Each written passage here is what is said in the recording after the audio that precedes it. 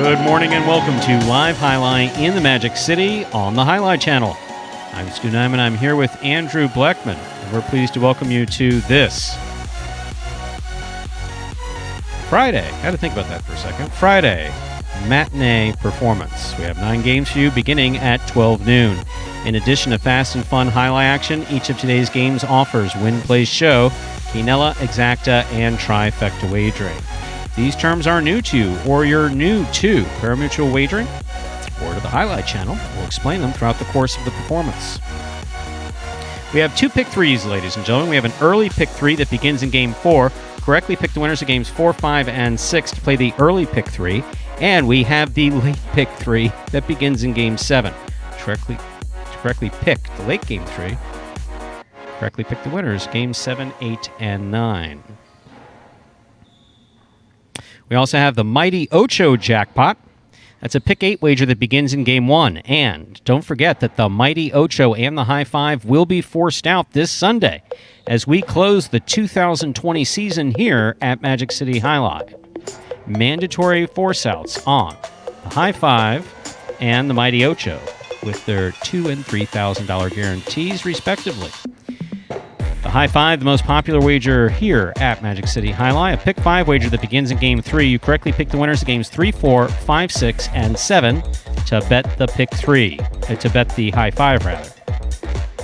Once again, Games 3, 4, 5, 6, and 7 in the High Five. If you do so correctly and have the only ticket that does so, there is $2,000 in it for you. We do not have any scratches in this afternoon's performance. Everyone's here as scheduled to play. No scratches in today's performance. Online wagering is available at watchandwager.com, or if you're in the state of Connecticut, mywinners.com. However, placing bets is not necessary in order for you to enjoy all that we have in store for you today, as we said. So with that in mind, make those wagers as early as possible within scheduled post times. And if you're not wagering, sit back and relax, because post time for Game 1 is now just 8 minutes away. There's 8 minutes till we begin Game number 1. Andrew, how are you? Hey, Stu. I'm doing very well, and kind of hard to believe we're in the final week of this 2020 season. Week number 30, we close out all the action here for you in a little abbreviated week. 4 performances as opposed to the usual 6 we've had here down the home stretch of 2020, but got some great highlight in store for you, and let's get right to that championship singles race. $15,000 bonus for first, $10,000 bonus for second, $5,000 for third. As you guys, if you've been paying attention along with the Jai-Alai Channel here this year and been following our Jai-Alai, well, you know that Douglas is well out in front in first place, 173 singles wins. Don't even think there's enough games, even if Ron was here, to catch him, but 173 for Douglas. Back-to-back singles titles to open up his young career. It started off as good as you could hope for there. In second place, as we said, there is Ron. Ron, you see, not in the program here today, but still locked in for a $10,000 bonus for his terrific 2020 campaign. And then the race for third place, a little bit interesting here today, and could get, well, awfully interesting here if El Barba can win a couple of games early. Bueno holding on to third place. He's at 109 wins for the season.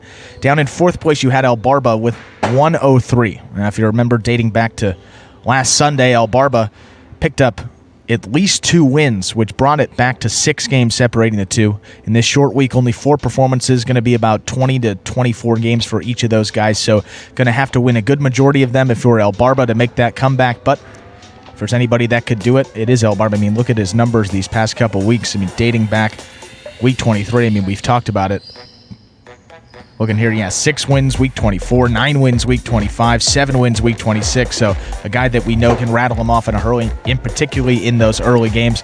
If he's focused, just catching one more than his opponent and playing his simple brand of Jai-Alai that has gotten him up this leaderboard, could have $5,000 in store for him at the end of this week, but that's yet to be determined. We'll see that very early coming up in those first singles games. Games 1, 2, 3, and 4. You'll see El Barba and all of those in Bueno in believe at least 3 of them. And of course, we got doubles. Top 2 teams tied to top those double standings. 14 wins for Asier and Douglas. 14 wins for Diaz and Carballo. Juice and Ron, obviously with Ron's absence, they will not be getting not be able to increase their win total here, at least for these first 2 days. So got to say that they're pretty much out of the running there. So 2 teams there, $15,000, $10,000 for first, $5,000 for second on the line. And we'll be getting into the doubles action here in game number 5, and we'll certainly be talking a lot about that. And also, it's time to start talking up the championships, the national championships. U.S. National Jai-Alai Championship. Us and Jack, U.S. National Jai-Alai Championships here, December 5th and 6th, combining the talents of players playing currently professionally at Dania, playing professional at Magic City, formerly playing professional at Calder, some amateurs, as well as some former pros. State of Connecticut will be represented by the folks out of the Berlin amateur facility. A nice mix of people all about the court. And yes, there was a question earlier about whether or not that would be live streamed. Yes, it will be live streamed, but live streamed here on the Jai-Alai Channel. Yes, both days, Saturday and Sunday. They'll be, that Saturday is going to be like the first day of March Madness, just games pretty much. That Saturday is just going to be way too early, so you're going to do all the talking. That's all I have to say. I mean, Jai-Alai has got no business being played before noon, and that morning, I don't know, we're starting at like 8 o'clock or something like that to accommodate. You may have to sleep in the facility here. What kind of crap is that? I saw that. I was like, what? Early. But we'll be here, and it'll be some great Jai-Alai action here as we wind down this season. Get in some pretty intense competition. We'll pick right back up with that next week on that Saturday and see a lot of those Magic City guys, see if they can carry that momentum from the season up into that tournament. And a lot of guys that have, been talking. It's been this for about 6-7 months that this is going to happen. Probably even longer than that. We were going to play this tournament in April.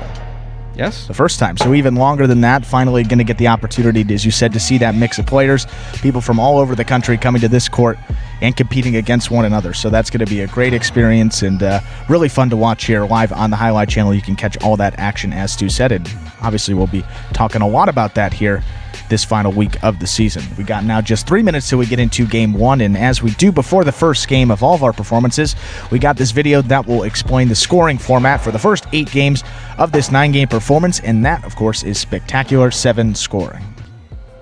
Spectacular 7 singles games are played with 8 players. Each player wears a different color jersey numbered 1 through 8 on the front. These numbers are traditionally referred to as post numbers. Post numbers are used to signify the order in which the athletes will play in a game. These numbers are also used for betting purposes. Don't be confused by the numbers on the back of our jerseys. Those are just for fun. Each game begins when the player in the post 1 red jersey serves to the player in the post 2 blue jersey. The served ball must land between the 4 and 7 lines marked on the court's side wall. If the ball lands between those lines, the serve is good and play continues until one of those 2 players wins that matchup. The player who loses the matchup exits the court and waits for his next turn at the end of the rotation. It's important to note that every game has 2 rounds. The first 7 matchups in a game make up round 1. Each matchup in round 1 is worth 1 point. Round 2 refers to all matchups that take place after the 7th and final matchup of round 1. The number of matchups in round 2 varies from game to game.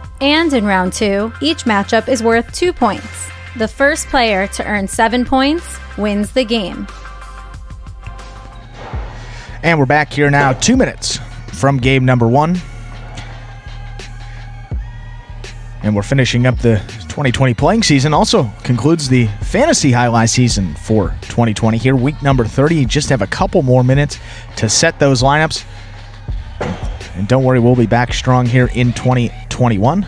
Fantasy Jai-Alai, cash prize up at $150 here for this week. And if we get over 200, and Magic City will up that prize. So we'll see how many people are active here for this final week. All lineups were cleared, so there's going to be no issue with over-budget lineups here this week. So I know some folks are worried about that. Not going to be the case here, and in 2021, that is something that will be resolved. Make everyone's life a little bit easier there, but just a couple more minutes to get those lineups set. We'll lock them for you, and then we've got that overall prize to give away too. I know Brown 73155, Kevin Carroll in the lead, 3 weekly wins for Fantasy Jai-Alai. So unless one of those teams that has 2 weekly wins can pick up a third one here, that overall prize will be headed out his way. We begin the action here. Final week of the 2020 Jai-Alai season, week number 30. Send it over to Stu for game number 1. With that, it's time to begin our first game. It's a spectacular 7 singles match. It's played to 7 points. Points will double after the first round of play. Serving in the red shirt of post 1 is number 29, Vuelo. Receiving in the blue of post 2 is number 18, CRB.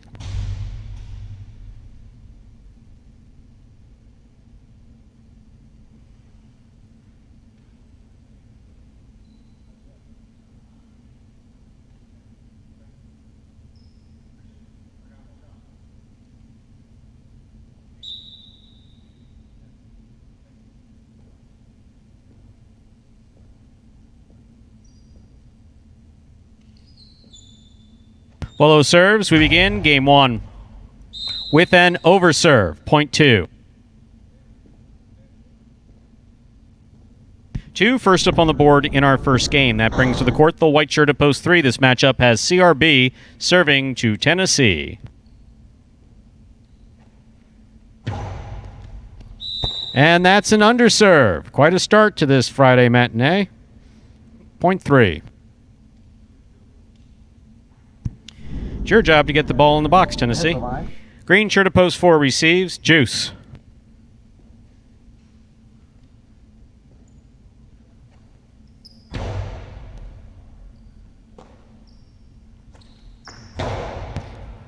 Tennessee from the forehand. Juice. Makes the rebote. Cleared the overhead screen. Took a big bounce and scored. Point 4. Ford now serves to the black shirt of post 5. In this matchup, we have Juice serving to number 30, Diaz.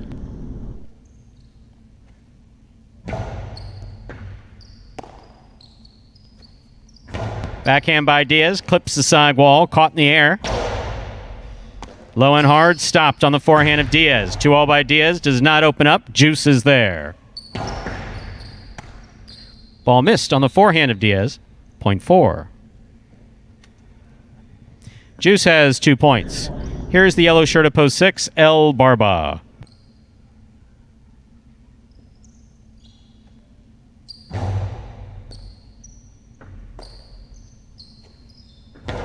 Barba on the backhand. Juice is there.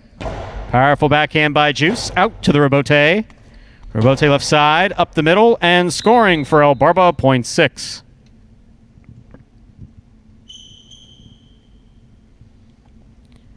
Six will now serve to the pink shirt of post 7, worn by Bueno.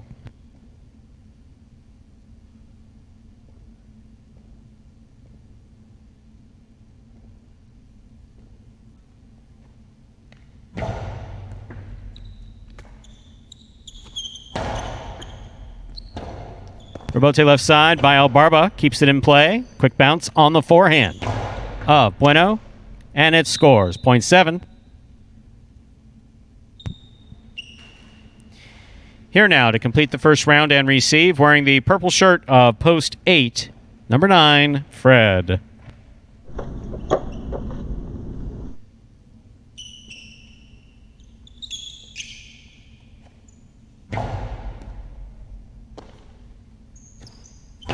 Big backhand by Fred. Rebote forehand. Scoop attempt by Fred missed. Rebote missed. Point 7. That completes the first round of play. All matchups are worth 2 points now through the end of the game. First to return, the red of post 1, Vuelo.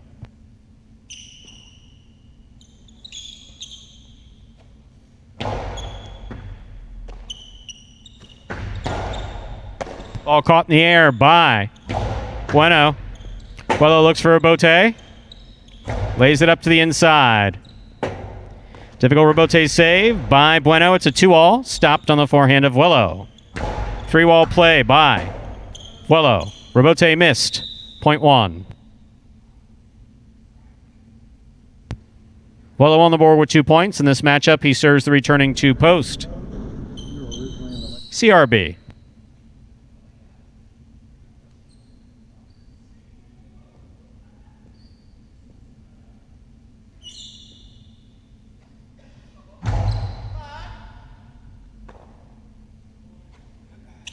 Picada by CRB, brought down by Vuelo. Sidearm carom in the middle of the court.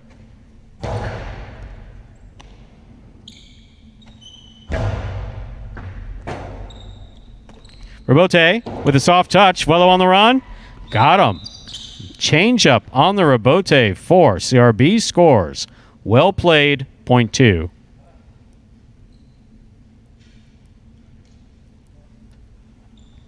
Two on the board with 3 points, serving to post 3. In this matchup, we have CRB serving to Tennessee.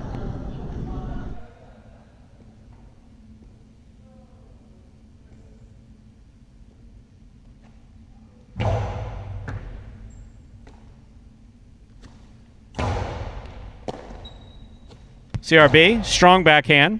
Robote comes out. Tennessee, 2-all Robote. That scores. Point 3. Tennessee on the board with 3 points. In this matchup, Tennessee's the returning 5-post, Diaz.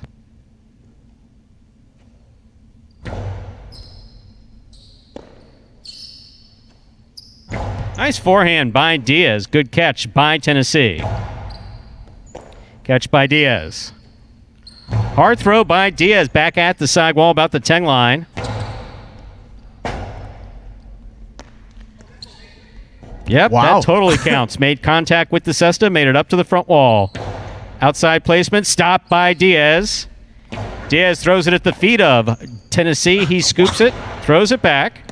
Caught by Diaz. 2-all by Diaz. Caught by Tennessee in the air. Diaz, good catch at the 11 line. Strong backhand, does not clip the sidewall, stays inside. Robote for Tennessee. Catch for Diaz. Diaz back to the inside. Passes to the Robote. Good catch by Diaz at the 11 line. Nice hard throw, crossing the side wall down low at the 9 line. Diaz with another fine catch at the 11 line. He goes deep again. Caught on the forehand of Tennessee. Tough for Robote to try to make. Other than that, a really well played point by Diaz and Tennessee. Point 3. Possible game point for the white shirt at post 3, Tennessee. Trying to stop him, post 4, the green shirt, Juice.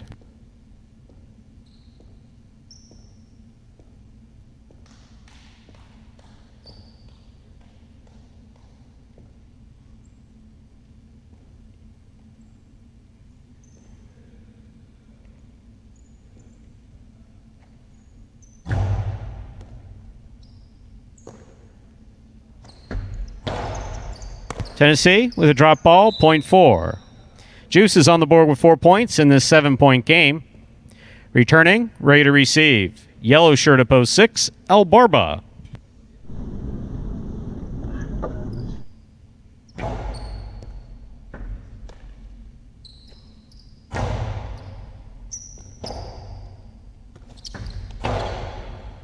El Barba makes the catch. Hard throw. Robote. Good effort by Juice. That fell short. Point 6. 6 on the board with 3 points. Back and ready to receive. Post 8. The purple shirt, Fred.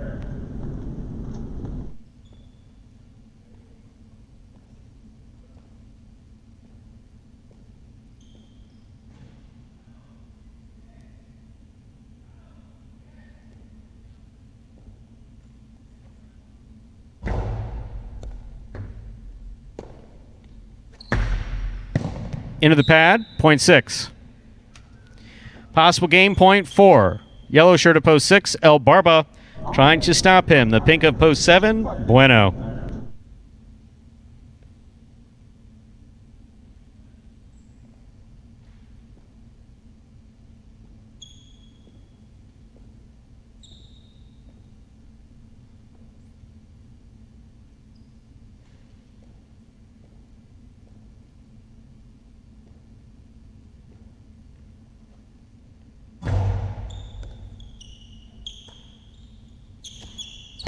Big backhand. Robote to the inside. Forehand Robote by El Barba passes. Nicely. Nice forehand Robote. He had it, but threw it into the overhead screen. Point end game, post 6. El Barba. 6 wins it. 3 places, 4 shows. Unofficial order finish 6-3-4. Okay. So El Barba there. It's the guy who needs to make a comeback. 6 games behind Bueno. That'll certainly help. Gets one back, so 104 wins for El Barba now. 5 games separating the two. Couldn't have asked for a better start. Played simple, got that second opportunity there. Tennessee, all he had to do was beat Juice there.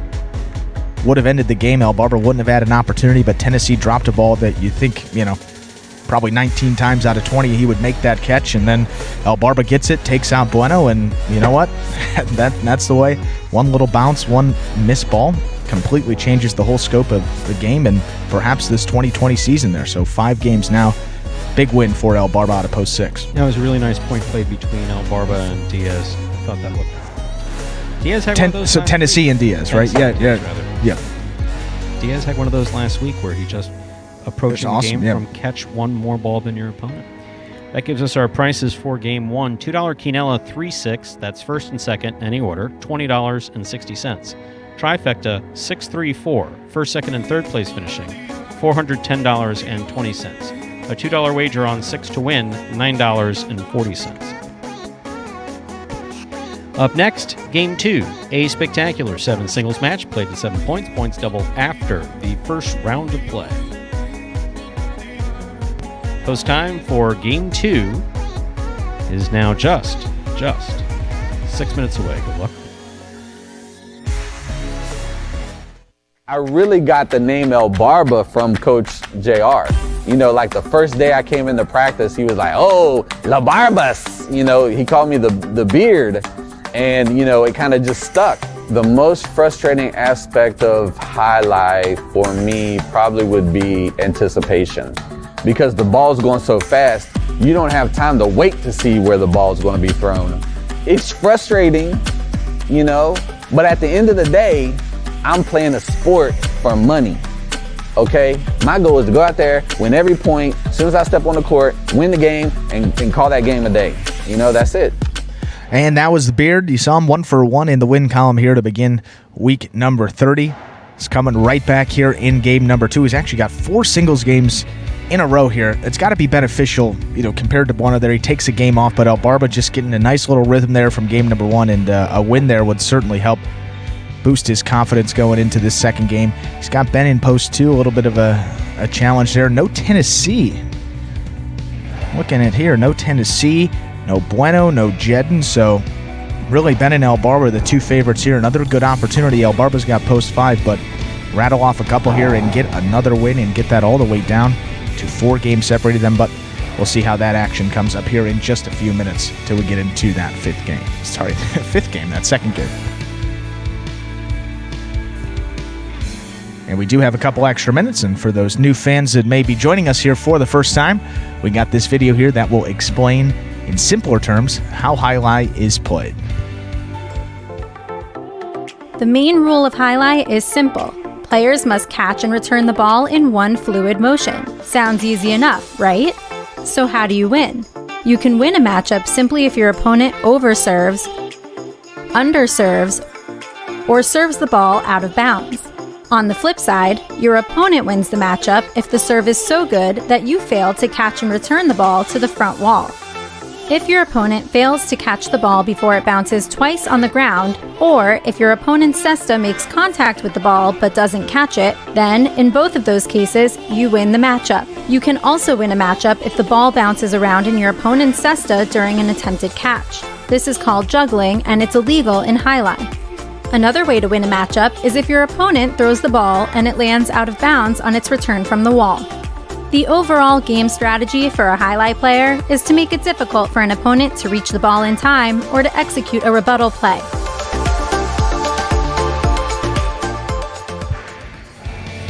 And that second game is now just 4 minutes away.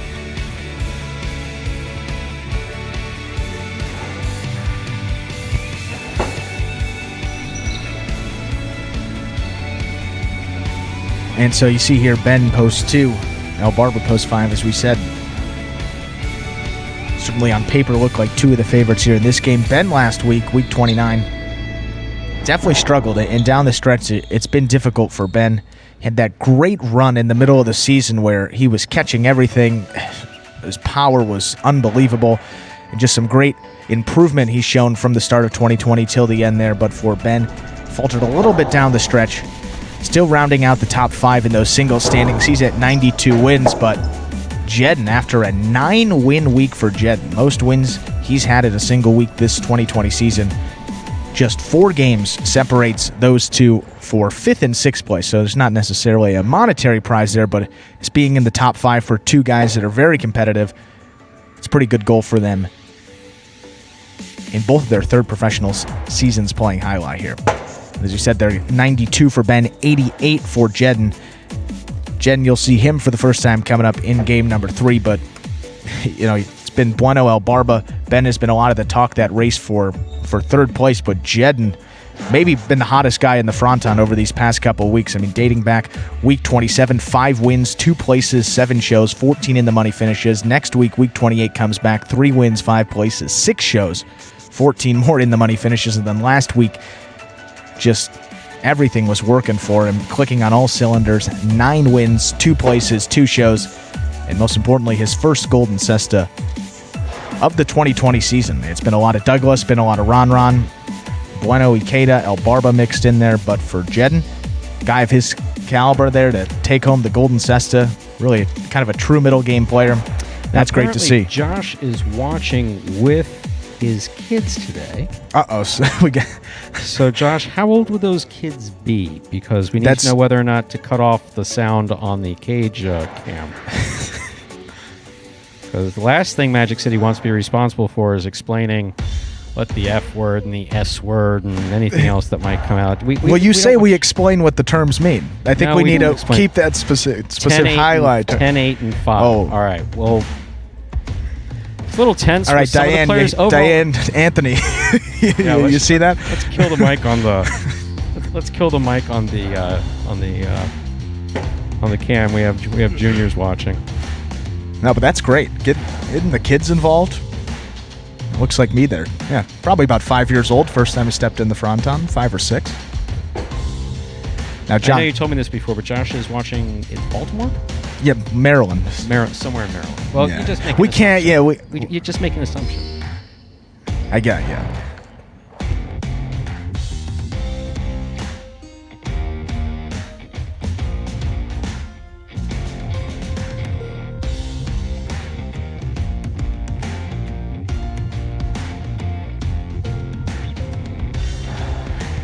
But I myself, see, get this in there quick. I myself attended college in Chestertown, Maryland. Very small, very old school. On the Eastern Shore, Maryland. There's something on the other side of the Chesapeake Bay? Yes, there is. Yeah, he played 30 minutes, $700,000. Besides Delaware. Game time. Okay, time to begin game 2. A spectacular 7 singles match, played to 7 points. Points double after the first round of play.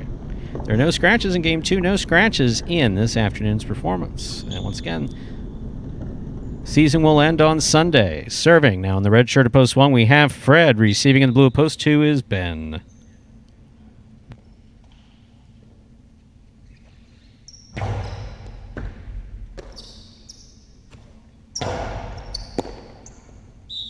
Ball tip, point 2. 2 first up on the board in our second game. That'll bring to the court the white shirt at post 3. Juice.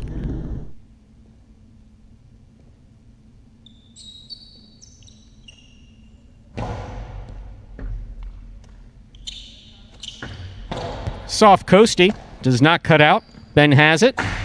Returns a carom. That lands out. It was close, but out. Good effort by Ben. Point 3. 3 serves to the green shirt at post 4, worn by CRB.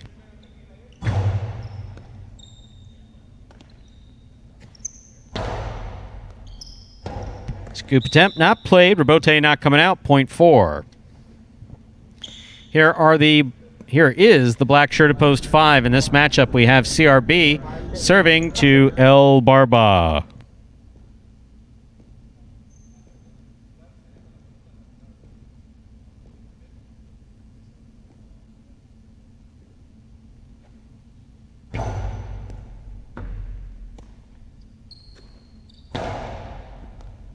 Good catch by CRB. Nice backhand. El Barba makes the catch. CRB from the left side. Robote left side to the inside. It's a nice forehand Robote save by CRB, and it scores. Well played by both El Barba and CRB. Point 4. CRB is on the board with 2 points. In our next matchup, he will serve to the yellow shirt at post 6. Here's Cool Fitness.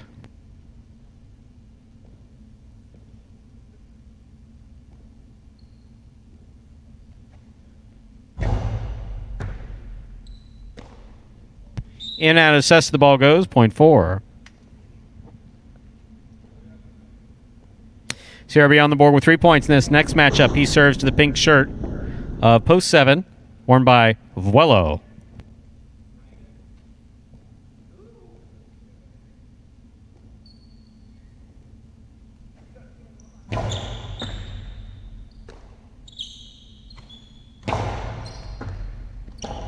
CRB makes a difficult Robote save from down low at the 11 line. Here's Vuelo at the 8 line. CRB with a good catch. Backhand right to the inside. Good catch by Vuelo. Strong throw by Vuelo. Robote, Costavo, stopped on the forehand of Vuelo. Good catch by CRB. High carom, kinda. That didn't exactly cut. Vuelo threw it right back to him. Here's the forehand throw. And it scores. Point 4. 4 on the board with 4 points. Here's post 8.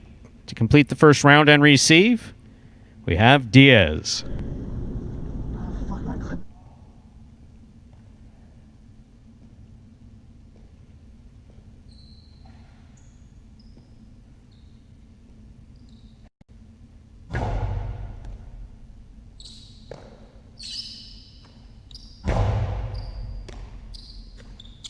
Low and hard to the inside. Good catch by Diaz.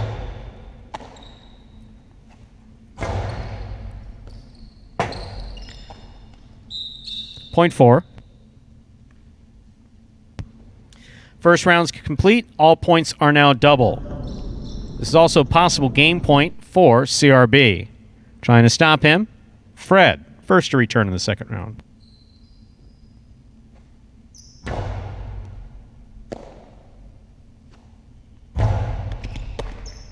Excellent pickup by CRB. Good catch by Fred. Fred goes high to the front wall, and it scores. Ball tipped. Point 1. Play continues. Nice 5 straight points for post 4, CRB. Game continues. Fred on the board with 2 points. In this matchup, he serves to the blue shirt of post 2, Ben.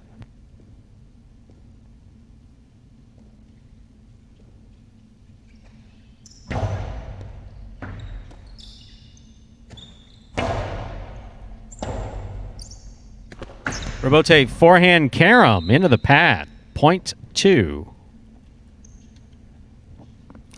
2 on the board with 3 points. In this next matchup, Ben serves to the white shirt of post 3, Juice.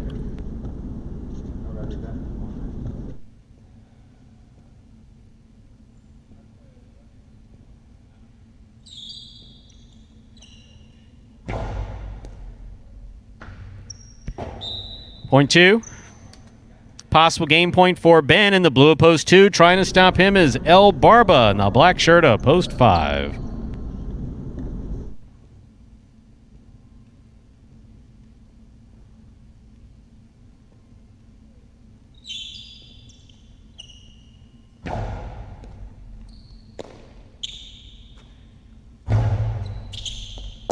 Ben lines it up nicely, makes the catch on the forehand. Back to the inside he goes. El Barba with a reach.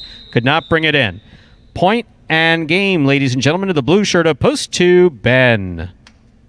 No playoff here. 4 places, 1 shows. Unofficial order finish 2-4-1. We'll have your prices up in a moment.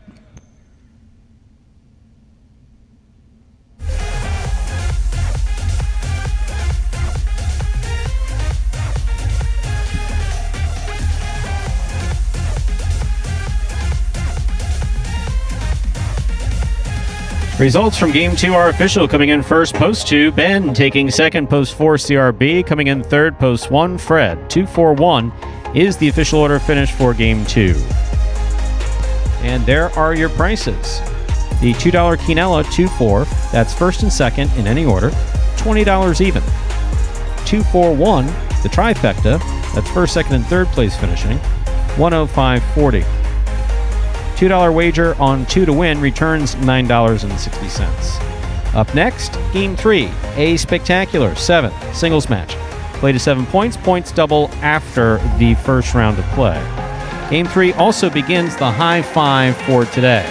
The high five is a pick 5 wager. You correctly pick the winners of games 3, 4, 5, 6, and 7. If you do so correctly, and have the only ticket that does so, you will win $2,000 minimum guaranteed. And don't forget that as we close the season on Sunday, as in the day after tomorrow, with the Sunday matinee performance at 12 p.m., in addition to lots of money going to players for their various championships, the jackpots will be forced out. So both the High Five and the Mighty Ocho will be forced out on Sunday.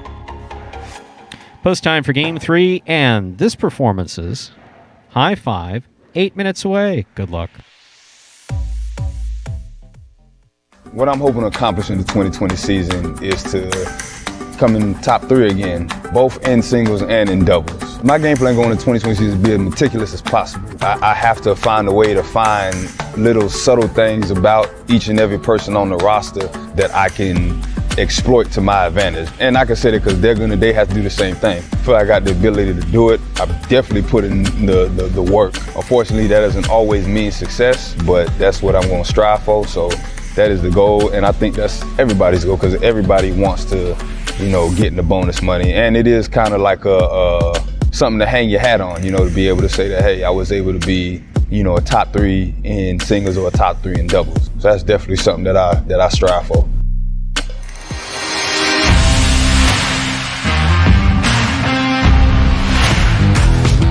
Congratulations to this week's Fantasy Highlight winner, Jossa and Lassa Hartford Fronton. This team ran away with the victory at an impressive total of 151 points with the roster of singles players El Barba, Jedin, and Ikeda, and doubles pairing CRB and Ben. Jedin helped guide this team to victory following up his standout performance from last week with an even better display in Week 29 where he was shining from start to finish. The former Kane and Super Bowl champ filled up the stat sheet in the early games, finishing with a roster-leading mark of 9 wins, plus 2 places and 2 shows for a total of 55 fantasy points. At $6, Jedin scored the most points on the roster and ended the week with the second most in the money finishes with a total of 13. Having not splurged on either of the, quote, big guns, this week's winner still had enough budget remaining to pick up another slightly pricey and highly valuable player, El Barba. The Beard responded with a tremendous rebound performance, reverting back to his controlled style of play to end with 5 victories, 8 places, and 1 show of his own for a total output of 51 fantasy points. Number 77 was worth every penny of his $7 price tag. He finished Week 29 as the second highest scorer behind only Jedin, and the most in the money finishes on the roster with a total of 14. He even outscored all 3 of the higher priced Pelotaris, Douglas, Ronron, and Bueno. With just $8 left, the winning team decided to spend a majority of its remaining budget on a singles player, selecting Ikeda at $6. This decision proved to be a difference maker, with number 23 bringing an unmatched intensity and level of focus to those late games in one of his best all-around weeks since early in the season. In the end, Ikeda captured 2 wins, 6 places, 3 shows, and 1 quad for a solid 35 fantasy point performance. And as if the single selections weren't good enough, the winning entry topped off its lineup with one of the cheapest doubles pairings, whose value far exceeded its price tag, CRB and Ben. At $2, the former college football teammates actually put together a comparatively impressive stat line with 1 win, 1 place, and 1 show in all of their appearances throughout the week. With 10 total fantasy points, CRB and Ben finished as the 4th highest scoring duo, and perhaps more impressively, surpassed the totals of Asier and Douglas at $6 and Juice and Ronron at $5, the 2 highest priced pairings for the week. Jossa and Lassa Hartford Fronton will receive a Magic City Jai-Alai hat in addition to the full $150 cash prize. It's important to note that cash prizes will remain unlocked for the duration of this season and next season too. That's right, Fantasy Jai-Alai will return for the 2021 season of Magic City Jai-Alai. You can find more details regarding the Fantasy League on the Instagram page at Jai-Alai Channel or at fantasyjai-alai.com. And congratulations again, the solo fantasy highlight winner for last week. You know what that means? $150 full cash prize headed their way, in addition to, I believe, a Magic City Jai-Alai hat. I think there's a hat that was given out for week 29 there. Final week of fantasy highlight here for this week. Those lineups have been locked. All those lineups were cleared. If you didn't join us at the top of the broadcast, meaning that there should not be any, I guarantee there will not be any lineups that are over budget here for this week, because all of those have been cleared, so you were only able to set a lineup that was within the $21 budget if you did so here for this week. As we said, one guy, Brown 73155, Kevin Carroll up there in the overall lead with 3 weekly wins. There's a lot of people with 2, so if they can get one more, we'll get all those names for you here tomorrow. But if one of those people can pick up another win, we'll have a tie there and find out a tiebreaker to give away that overall fantasy prize. But for this week, another $150 on the line to conclude the 2020 season here at Magic City Jai-Alai. And of course, we'll be back strong in 2021 with all your fantasy Jai-Alai requests, needs, and anything else you may like. We're now 3 minutes away from game number 3. That high five begins in game 3, and taking a look here, last Sunday I said this too, feels like kind of an eternity ago with the holiday, but 1,400, over 1,400 was in that carryover. Thought it was pretty significant, and it is there, so it's only 800 bet into it right now. If that could get up a little bit, you can be looking at over $2,000 here for this high five today. But of course, if you get all 5 winners correct and you are the only ticket to have that combination, you will always take home the $2,000 minimum guarantee. As you said, it's a force out day on Sunday, so even if that high five is hit, it doesn't get itself back up to beyond $2,000. That full $2,000 has to go. That final performance, even if you don't get all 5 numbers right. Why? Because Scott says so. And the Mighty Ocho. He said something about that too. $3,000. So yeah, definitely looking to wager. That's the last opportunity here at Magic City. At least for a couple weeks. We'll be back here quickly in February for that short little 2-month season there, February, March, and half of April, 2.5 months or so. But you got a lot of money to give away this Sunday, in addition to a lot of great highlight to be played and some awards to be given out. Perhaps that championship doubles race will come down to the final. It could be the final doubles game of the season, and maybe even have a little extra highlight, overtime highlight. It would be pretty cool there. But first doubles game will be coming up in game number 5, and we'll set the stage for that when we get there. Just heard some interesting talk with some of the guys back here about that doubles. Diaz and Carballo already pretty juiced up. They're ready to go. And it's interesting. I mean, you got one team that's incredibly hot, another team that's kind of fallen off a little bit. So, you know, obviously you have Douglas on the team that's struggling. Top player. Diaz, Carballo, guys that play with very streaky, I'll say Carballo, streaky player, and a guy that riding high, good confidence. He declared he's going to come out and win that first game. So I'm not going to be making any prognostication. He said that when you were in the bathroom. He went to Diaz. He's like, we're going to get this first doubles game. So that's a confident guy. Tough to bet against him. And that's one word for it. Another C word. He's a nut. No, the N word, nut. I'm not saying he's not going to. I'm just saying Carballo's nuts. But it's simple. I don't have to do the prognosticating that game. Carballo did it for us, but we got doubles coming up in a few games, some singles to get to, and that high five. Good luck. Time to begin game 3 and the high five. This is a spectacular 7 singles match, played to 7 points. Points double after the first round of play. Serving in the red shirt of post 1 is number 31, Aussier. In this first matchup, Aussier serves to Cool Fitness.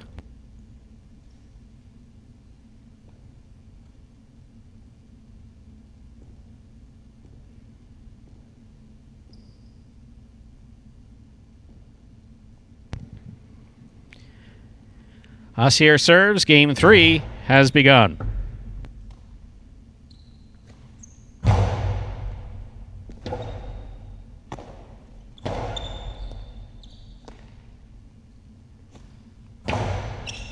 Okay.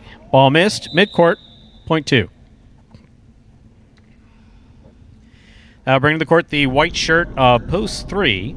Here's Juice.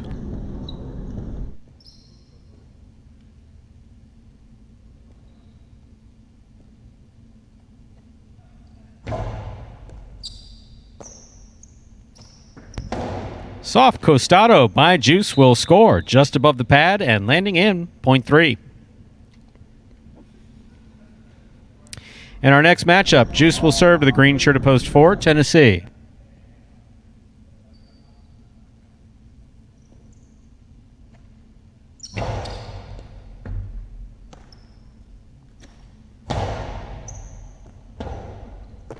Rabote not played at the 9 line, point 4.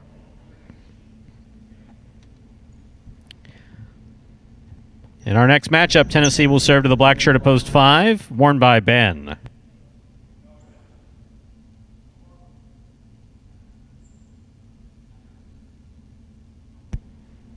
El Barbaro.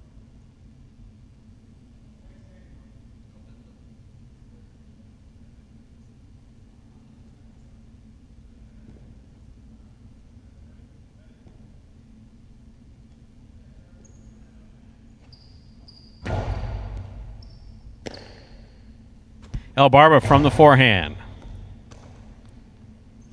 Strong throw by Tennessee. Catch by El Barba at the 10 line. Tennessee scoops it up on the left side. Passes on the backhand. Rabote comes out.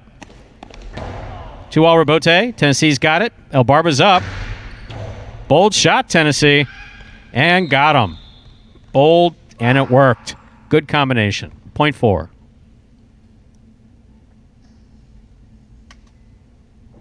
Four on the board with 2 points. In our next matchup, Tennessee will serve to the yellow shirt of post 6, worn by Vuelo.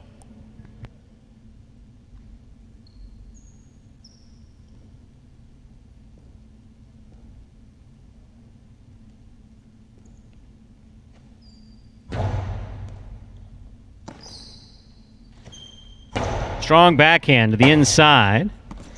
Hard rebote by Tennessee, caught by Vuelo. Vuelo with a hard throw. Rebote left side by Tennessee. Nice placement to the inside. Knocked down with the chop catch. Missed. Point 4. Tennessee has 3 points. Here's post 7 in the pink shirt. Jedden.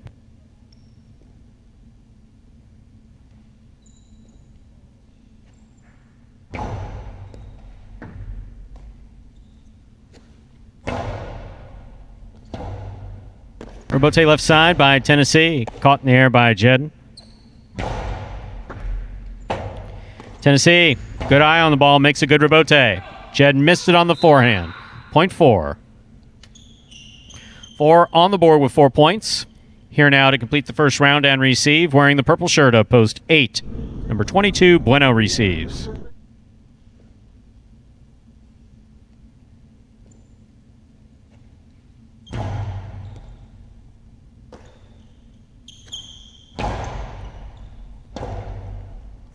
Rebote forehand by Tennessee, way too hard, hit the overhead screen.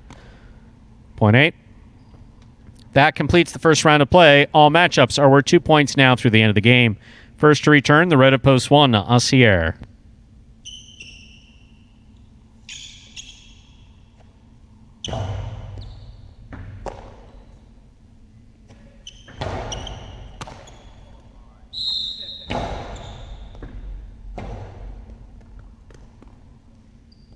Point 1. 1 on the board with 2 points. Here's post 2. Cool Fitness.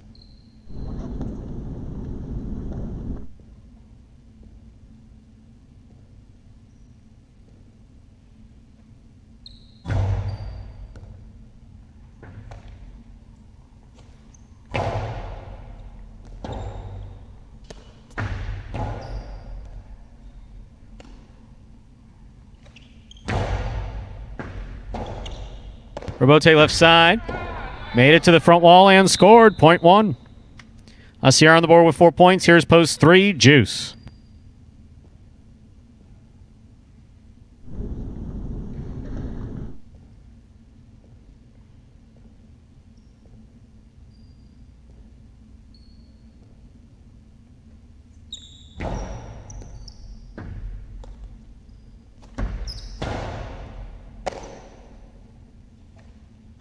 Assier throws it back, goes off the side of Juice's cesta, point 1.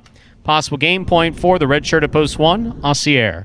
On the court, trying to stop him, the black shirt at post 5, El Barba.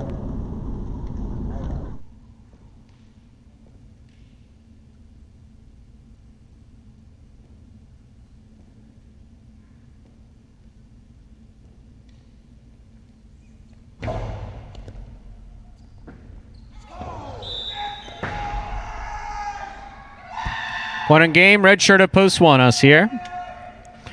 One wins at 4 places. 8, 2, and 3 play off for third place.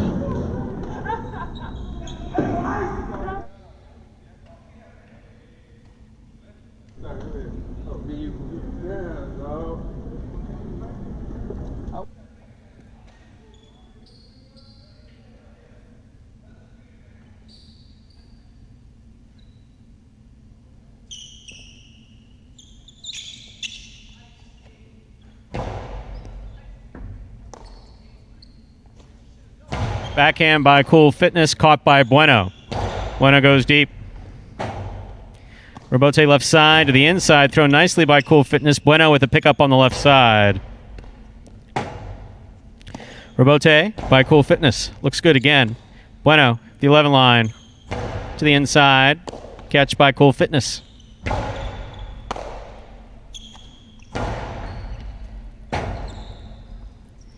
Robote left side by Cool Fitness. Robote by Bueno. Catch by Cool Fitness. Scoop by Bueno. He goes deep, clears the overhead screen. Forehand Robote by Cool Fitness. Catch by Bueno.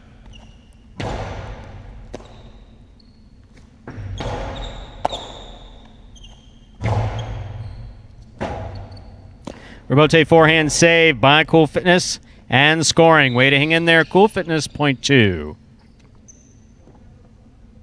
Possible show point for the 2-post. Cool Fitness trying to stop him. Juice.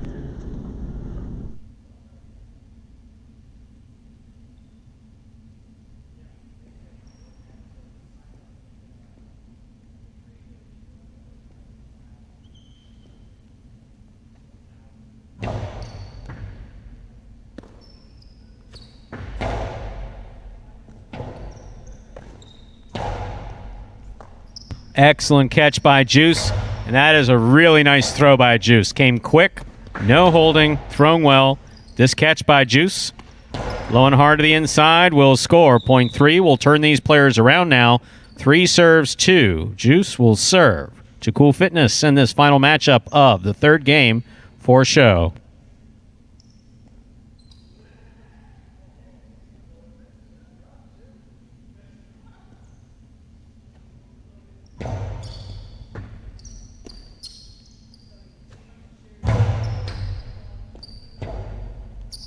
Robote left side by Juice. Catch by Cool Fitness.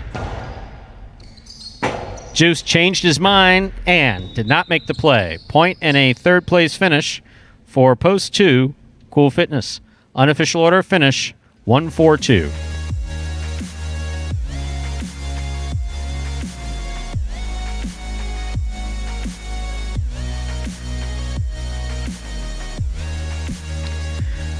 Results from game number 3 are official. Coming in first, post 1, Aussier. Taking second, post 4, Tennessee.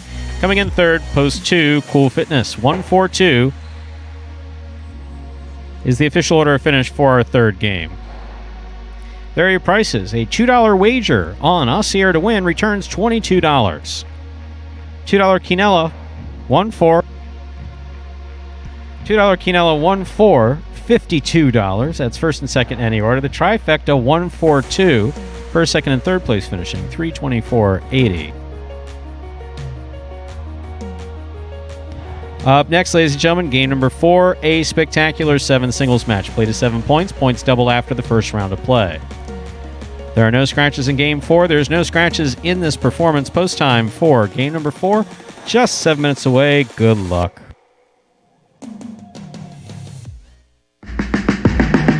Remind me of Hustle City, man. Everybody got more than one gig. One stop, boy, $20. I'm not your neighborhood Uber driver. I do luxury. And then I have another job. I'll play Highline. And I have this crazy idea. Do you think we could send something out to all the ex-athletes for the last 20 years and say, we're looking to hire and train highlight players? When I first got the email, I thought it was pranking me. I need some clarity on this. I went on YouTube and I Googled highlight. I was like, Jai-Alai. They paying us, man, and we can win big money. Let me see what this is all about. That's what you gotta do. Get some money. The players taking the court are all athletes you may recognize. Baseball, football, track and field. Having the work, played Division I sport, and then I had a child on the way, so I dropped out. The crack era was tough. Sports in general was a way out of our environment. It's really game time now, man. Blood, sweat, and tears. We got the streets on fire. This is gonna be the first time that my kids will be able to sit in the audience and root for their father. Who wants it more? This is a sacrifice I think is going to pay off in the end. This is a dream for me. I gotta win. Can't get drama better than this. Highlight became the new hustle. Let's get ready to play.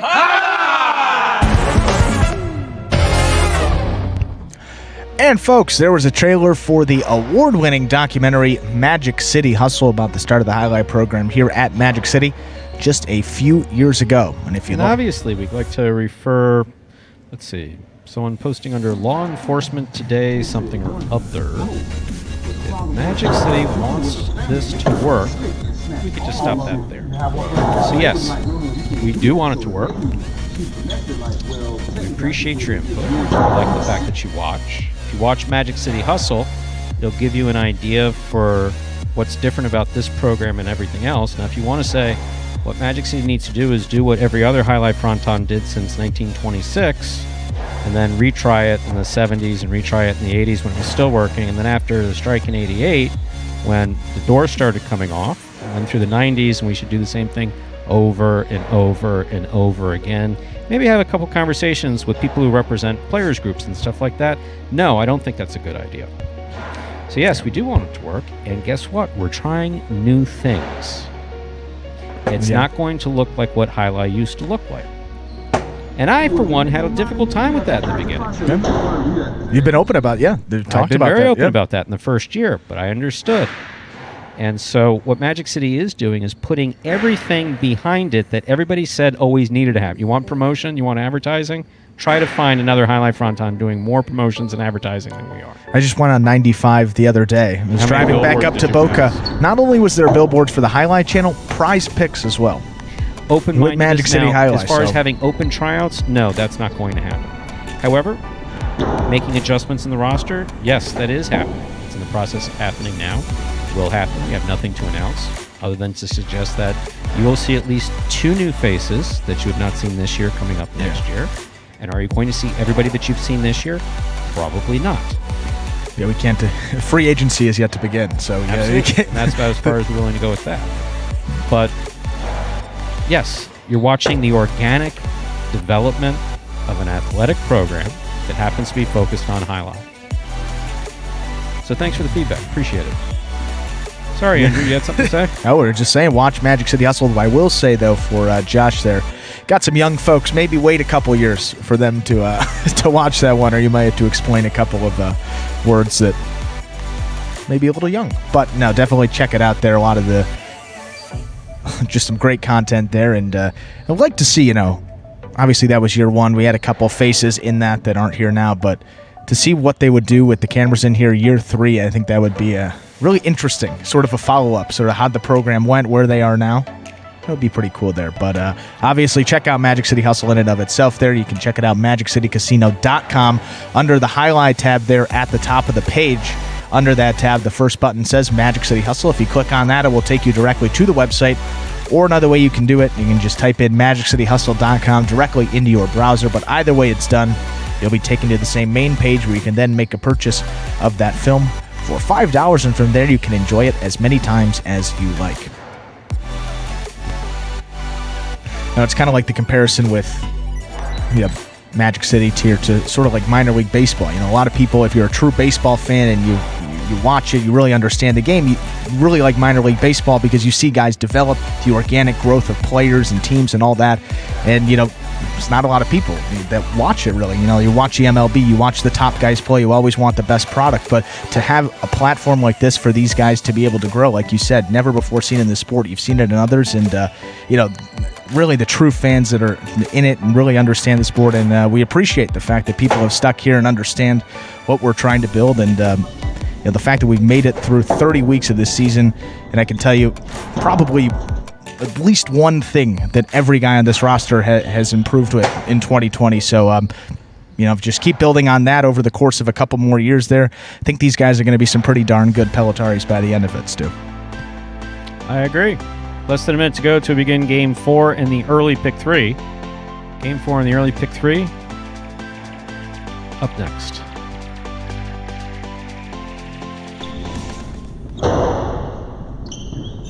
Game time.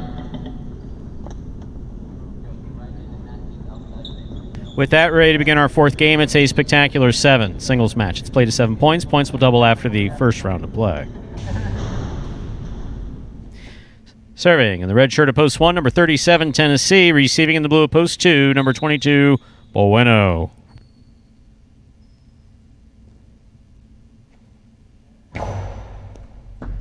Tennessee serves. Game 4 begins. Rebote forehand by Tennessee.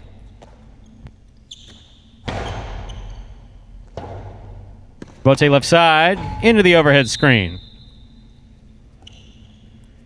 Point 2. Here's the white shirt of post 3. In this matchup, we have Bueno serving to El Barba.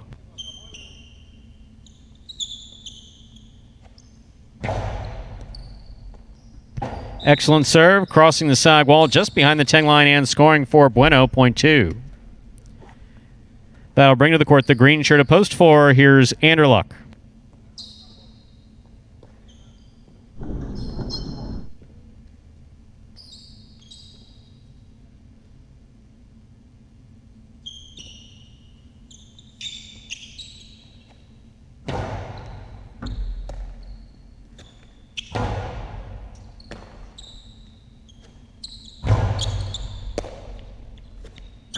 Backhand.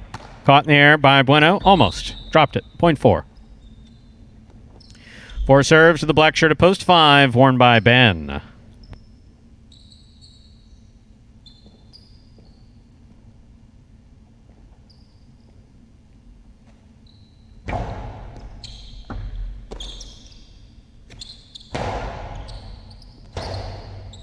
Rebote forehand by Anderluck.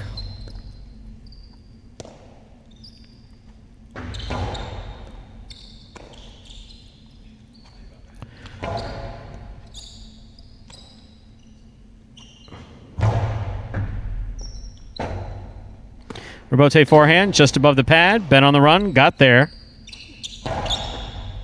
Scoop by Anderluck. Catch by Ben. Catch by Anderluck. Anderluck goes deep. Ben cuts it off at the 11 line. Catch by Anderluck at the 8 line. Picada. Touched the side wall. Took a little off of it. Ben's able to get it on the left side.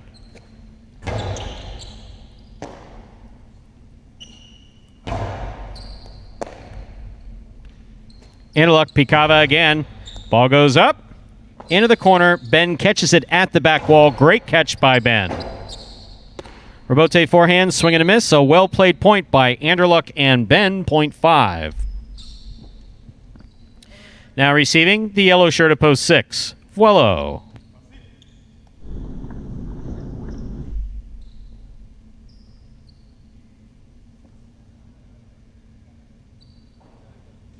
Kubala.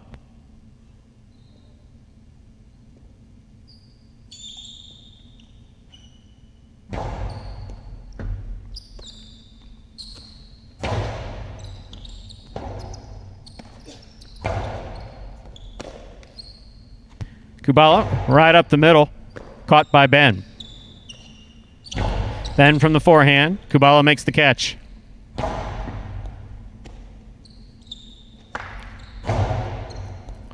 Kubala on the forehand at the 8 line.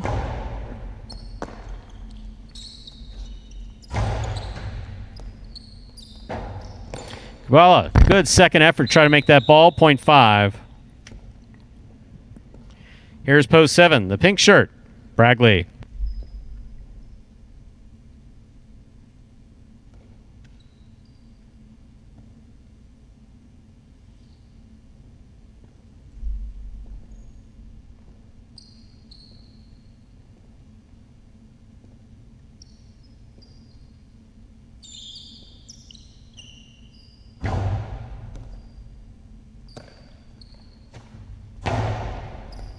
Catch by Ben.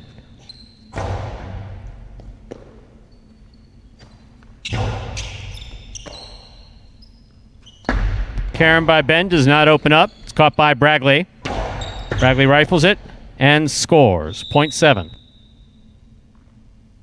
Here now to complete the first round and receive. Wearing the purple shirt at post 8, we have Jedin.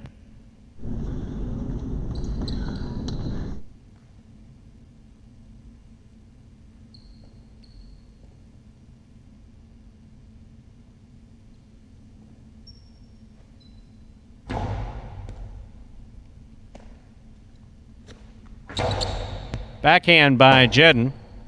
Robote forehand saved by Bragley. Jedin on the move. Makes the catch at the 6 line. Hard throw. Caught by Bragley. Bragley goes deep. That hit the overhead screen. 0.8. First round's complete. All matchups are worth 2 points now through the end of the game. First to return, the red shirt of post 1, Tennessee.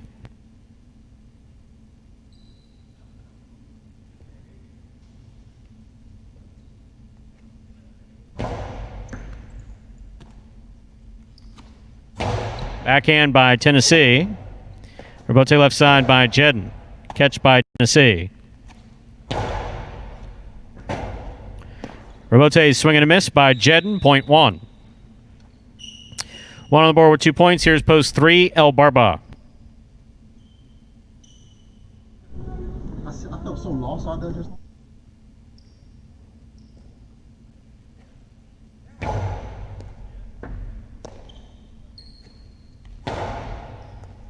Ball tipped. 0.3.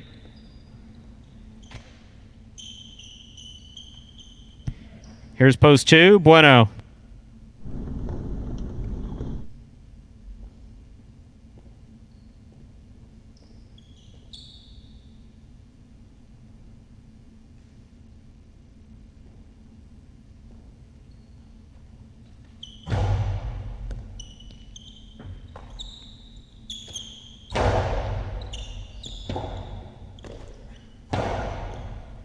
Went out from the left side. Robote swing and a miss, midcourt, 0.2. 2 on the board with 4 points. Here's post 4. Returning to the court, we have Anderluck.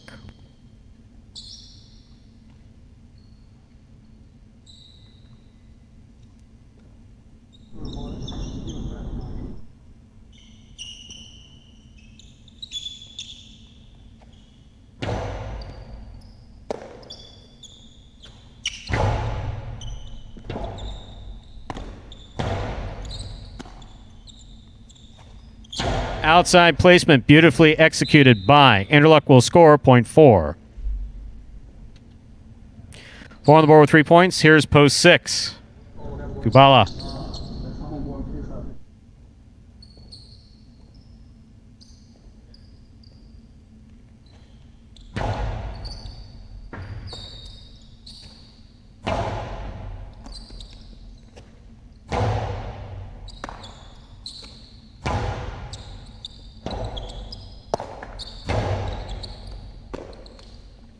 Forehand by Kubala, picada, cut off by Anderluck.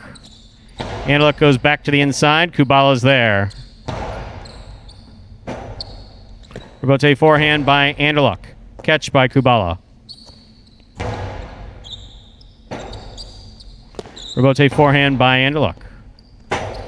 Robote left side by Kubala. That's a beautiful save. Anderluck from the 10 line. Hard to the inside. Good catch by Kubala.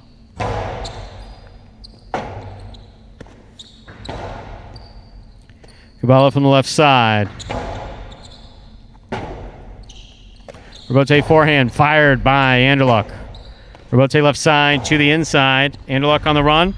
Did not go for it with the left. Tried to go for it with the right and dropped it. Point 6. Puts Kubala on the board with 2 points. Here's post 5. Ben.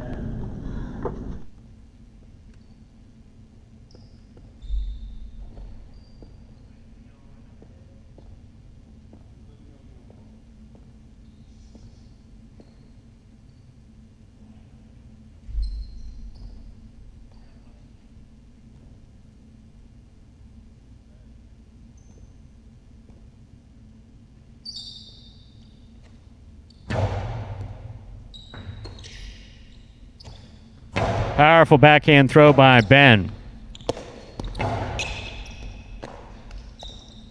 Ben on the forehand. Catch by Kubala. Goes deep. Ball tipped. Point 6. 6 on the board with 4 points. In this matchup, Kubala serves to Bragley, who returns in the pink of post 7.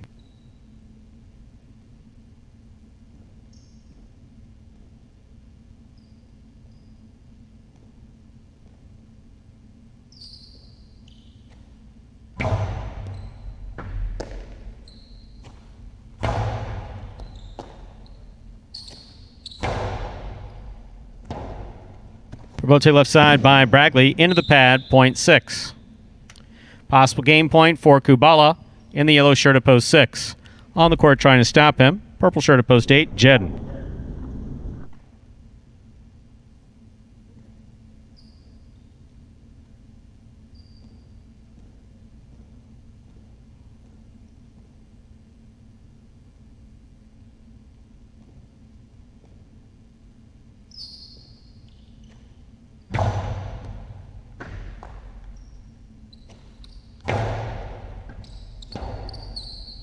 Robote forehand. Catch by Jedden. Strong backhand. Forehand Robote by Kubala. Jedden's missed the scoop. Point in game, post 6, Kubala. No playoff here. 6 wins it, 2 places, 4 shows. Unofficial order finish 6-2-4. We'll have your prices up in a moment.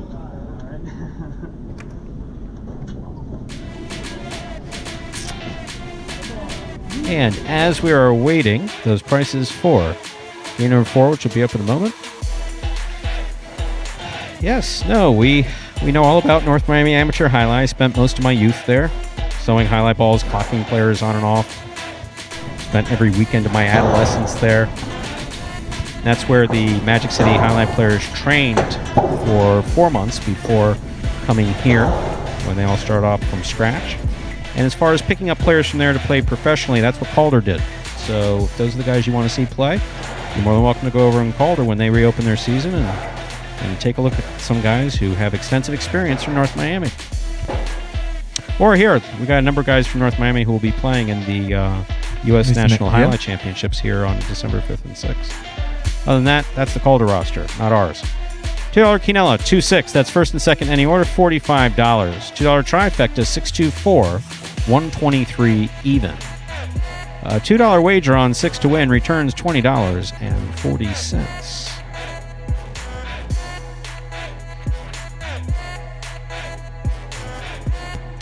Up next, ladies and gentlemen, is our 5th game. It's a spectacular 7 doubles match. First part of the doubles championship. Let me try that again.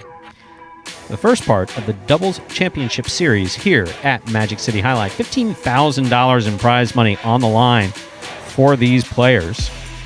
$10,000 for first place, $5,000 for second.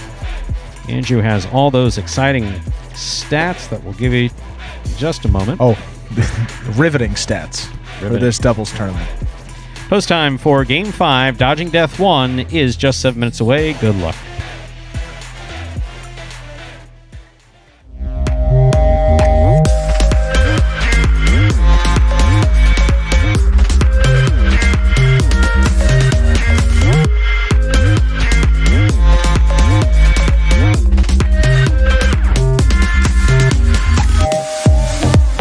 welcome to the penultimate episode of the 2020 Magic City Jai-Alai Rebote Recap. As we enter the final week of the 2020 Magic City Jai-Alai season, the Magic City players have just one last opportunity to earn some crucial victories as the clock winds down. Let's begin in the singles championship race, where Douglas has guaranteed his back-to-back singles title to end the second year of his professional Jai-Alai career. The Wonder Boy has been nothing short of phenomenal in his second season at Magic City, ending week 29 with 3 wins, 5 places, and 1 show in only 13 appearances. Number 13 enters this final week with 173 singles wins for the season, a staggering 22 games ahead of the next closest competitor, Ron.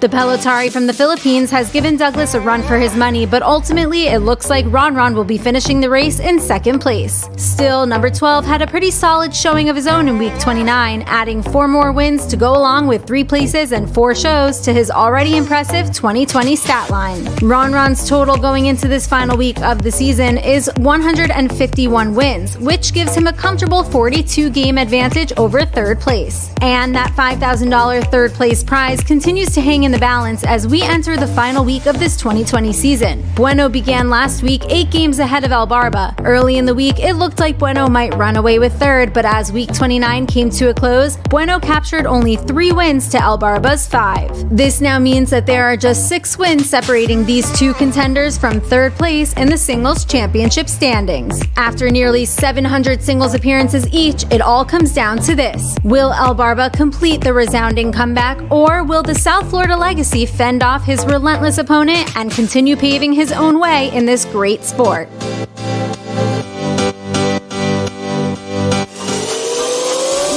The Golden Cesta for week 29 goes to the only former Super Bowl champion in the world of Jai-Alai, Jedin. Number 8 has been steadily improving throughout the 2020 season, but he seemed to turn a real corner this past week with arguably his best performance of the year. Jedin had all parts of his game working from the first serve, culminating into a ridiculous stat line of 9 victories to go along with 2 places and 2 shows across all of his singles appearances. Not only did he end with the second most in the money finishes with a total of 13, but his collection of 9 wins is the highest win total he's had in any single week all season. Jedin's unmatched work ethic is starting to pay off in a big way. Congratulations once again to number 8 on his first Golden Cesta. Moving on to the Doubles Championship Series, with this second doubles tournament giving us 3 teams squarely in contention for the $15,000 first place bonus. But first, we'd like to give an honorable mention to the team of Cool Fitness and Ikeda. We'd be remiss if we failed to point out the absolutely spectacular performance from this pairing, who methodically outlasted the competition in week 29 with their best showing of the tournament so far. By the end of week 29, this duo collected 4 places and an additional 3 wins, giving them 8 total wins for the tournament. They exited week 29 ranking first in total wins and collective in the money finishes. Asier and Douglas entered week 29 with a 3-game advantage over the next closest duo, but saw that lead quickly evaporate after their worst showing of the tournament. The favorites were unable to find that all-important win column for the first time in any week. In 10 games, they finished with just 1 place and 1 show, and their total of 2 in the money finishes tied for the lowest weekly output of all the pairings. Asier and Douglas still remain at a total of 14 wins for this tournament. Carballo and Diaz got off to a great start, securing victories in 3 of their first 4 appearances, but unfortunately, that's all she wrote. They now also enter this final week at a total of 14 wins. And let's not forget about Juice and Ron as they enter this final week with a fighting chance at a total of 10 wins. This pairing has proven capable of rattling off countless wins in a hurry, and they will need to do just that if they're going to overcome that 4-game deficit and take home the first place prize. As Magic City enters its final week of the 2020 season, the stage is set to see who will ultimately capture doubles glory. Will Douglas get back on track to claim his 3rd consecutive doubles title with Asier by his side, or will it be Carballo and Diaz who walk away victorious?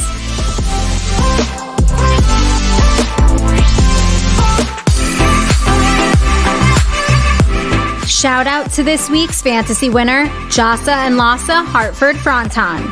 This winning team will receive a Magic City Jai-Alai hat in addition to the full $150 cash prize for its stellar performance in Week 29. Watch our weekly fantasy review on our Instagram page at Jai-Alai Channel for more details on the winning Week 29 lineup. With Magic City's 2020 season coming to a close, we want to assure you that Fantasy Jai-Alai isn't going anywhere. We'll be back when Magic City Jai-Alai's 2021 season begins again in February. Visit fantasyjai-alai.com for more details. This week's Rebote play goes to number 12, Ron Ron. Ron Ron has had an exceptional 2020 season, and even down to the closing stretch, he continues to deliver. In this play, Ron Ron pulls a rabbit out of his hat, executing a breathtaking Rebote outside placement that paints the line, whizzing by the opposing team to score. Take a look for yourself at yet another masterpiece brought to you by Ron Ron in this Rebote Play of the Week. Stopped by Ron Ron. Backhand by Ron Ron, caught in the air by Douglas. Douglas will slow the pace down a little bit. Rebote comes to the forehand of Ron Ron. Outside placement of the forehand. Rebote scores.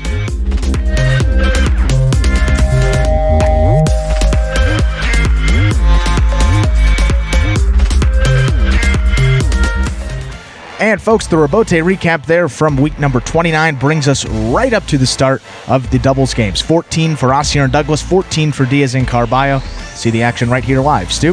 Time to begin Game 5, Dodging Death 1. Spectacular 7 scoring. El Barba serves. The team of Cool Fitness Ikeda receive. Game begins. We're off. Good catch by Kubala. Rebote forehand, Escapa. Escapes from the forehand of Ikeda. Point 1. El Barba and Kubala first up on the board in our 5th game. That'll bring to the court the white shirts of post 3. Here's the team of Asier and Douglas.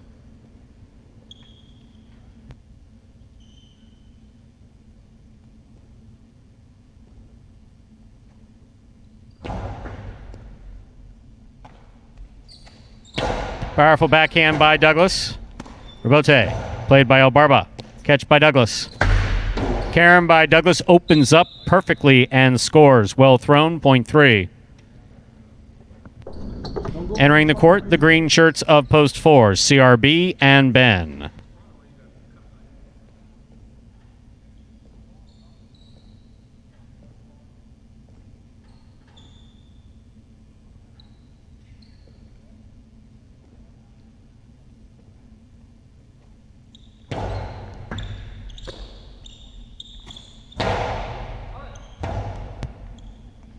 Difficult Rebote save by Asier. Will score, point 3.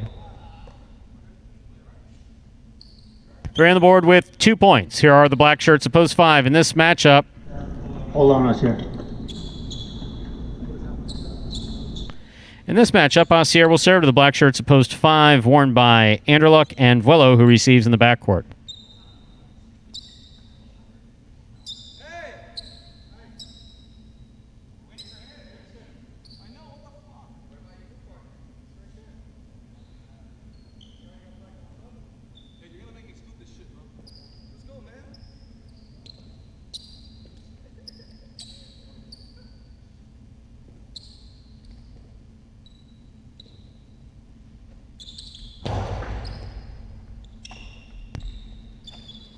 Vuelo from the forehand. Catch by Douglas. Powerful backhand by Douglas. Rebote coming out.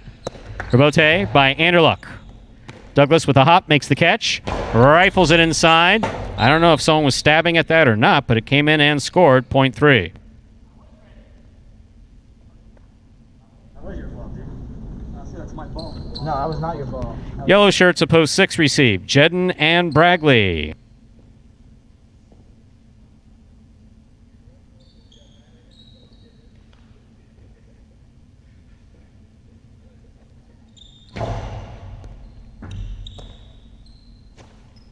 Powerful forehand by Bragley. Good catch by Douglas. Nice throw by Douglas. Catch by Bragley. Douglas for the Rebote from the left side. Beautifully played. Caught by Jedden. Jedden with a strong backhand. Caught in the air by Douglas. Powerful backhand by Douglas. Caught by Bragley. That is a difficult forehand rebote save. Bragley calls for it, has it, rifles it. Douglas catches it in the air, rifles it to the inside from the costado. Tough rebote. Douglas calls for that catch. Rifles it hard. It's caught by Bragley. Wonderful catch by Douglas. Nice backhand. Caught by Bragley. What a point was just played by these backcourters. Bragley and Douglas. Point goes to the 6. That'll bring to the court pink shirts at post 7, the team of Diaz and Carballo.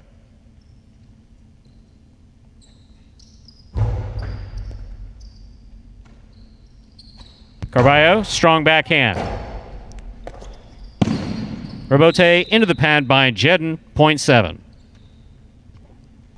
Here now to complete the first round and receive, wearing the purple shirts of post 8, we have the team of Bueno and Tennessee.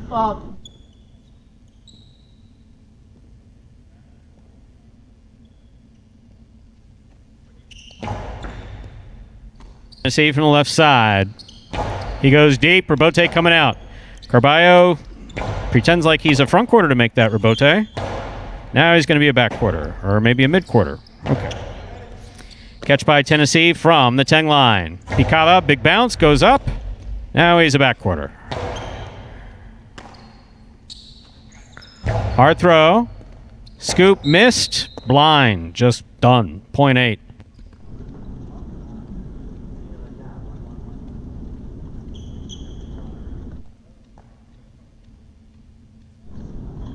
That completes the first round of play. All matchups are worth 2 points now through the end of the game. First to return, the blue of post 2, Cool Fitness and Ikeda.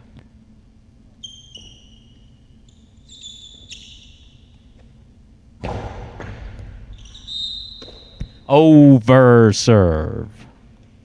Ball must land between the 4 and 7 line on every serve, singles or doubles. Point 2. 2 on the board with 2 points, serving to post 1. El Barba and Kubala receive.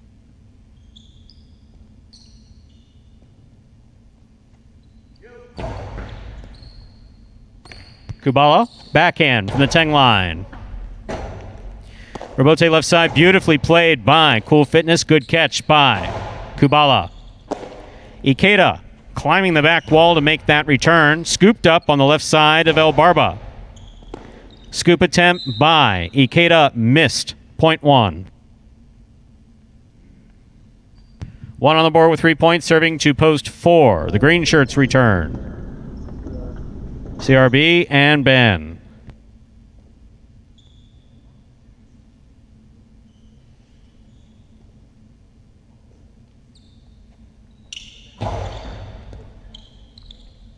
Ben from the forehand at the 9 line.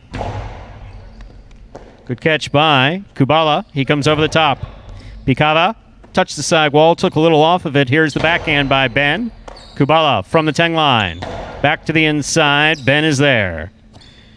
Big backhand by Ben. Good catch by Kubala. Outside placement by Kubala. Scooped up by CRB. CRB's hard throw caught by Kubala. Ben going for it in the air. Tipped it. Point 1. Well played. Possible game point for the red shirts of post 1, El Barba and Kubala. Trying to stop them. The black shirts of post 5, Anderluck and Vuelo.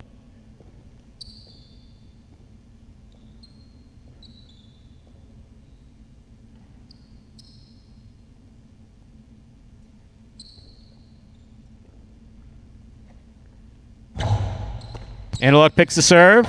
There's the backhand. He does not overthrow it, though. Backhand from the 13 line. Good catch by Vuelo.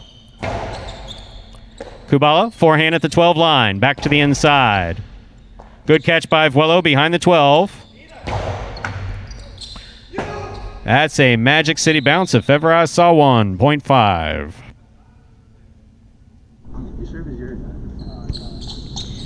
Five on the board with 2 points as play continues. Returning, the white shirts of post 3, Assier and Douglas.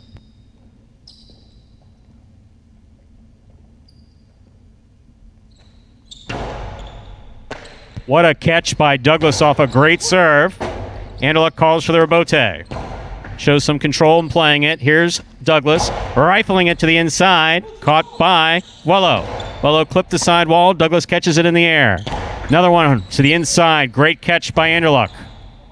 Douglas back to the 12 line. Backhand does not touch the sidewall. Anderluck calls him off. Plays the rebote. Douglas calls Asier off. Powerful backhand. Anderluck calls him off. Rebote to the inside. Good catch by Douglas.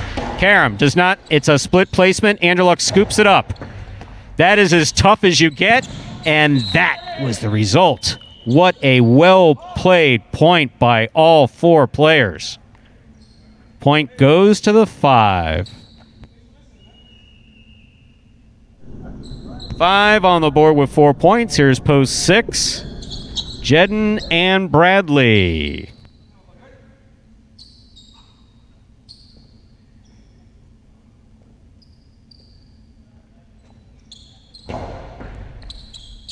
Bradley makes the catch. Throws wall to wall. Rebote forehand by Anderluck. Catch by Bradley. Almost. Point 5. Possible game point for the black shirts of post 5. Anderluck and Vuelo trying to stop them. Pink of post 7. Diaz and Carballo.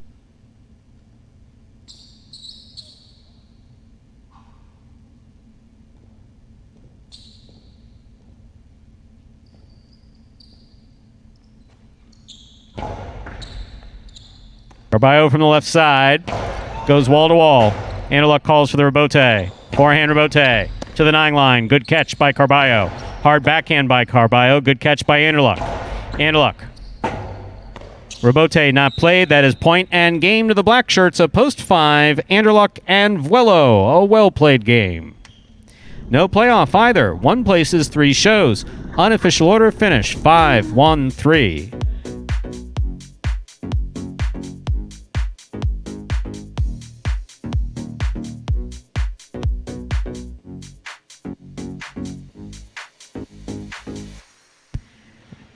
And then there were 7 games left, with 2 teams still tied for first place. And Anderluck playing like he's, I don't know, took lessons or something.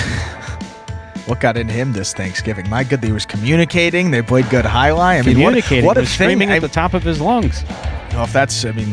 But hey, no, that's what we want. Maybe speaking Vuelo there.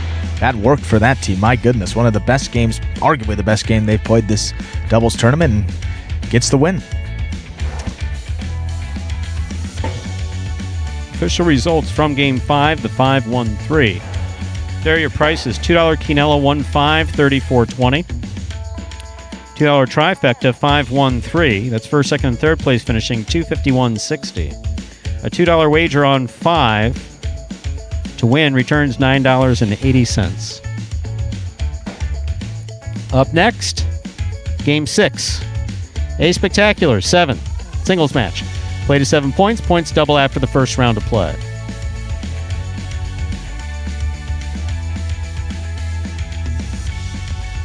There are no scratches in our 6th game, and post time for Game 6, which closes out. The early pick 3 is just 7 minutes away. Good luck.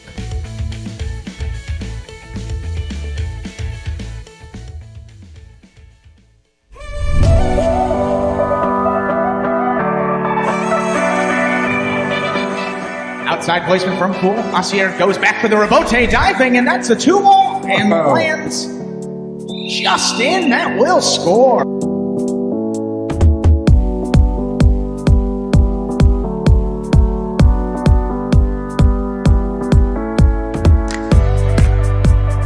Goes in from the 4 line. Outside placement stopped by Willow. Willow plays it back. Bueno, what a rebote save on the left side.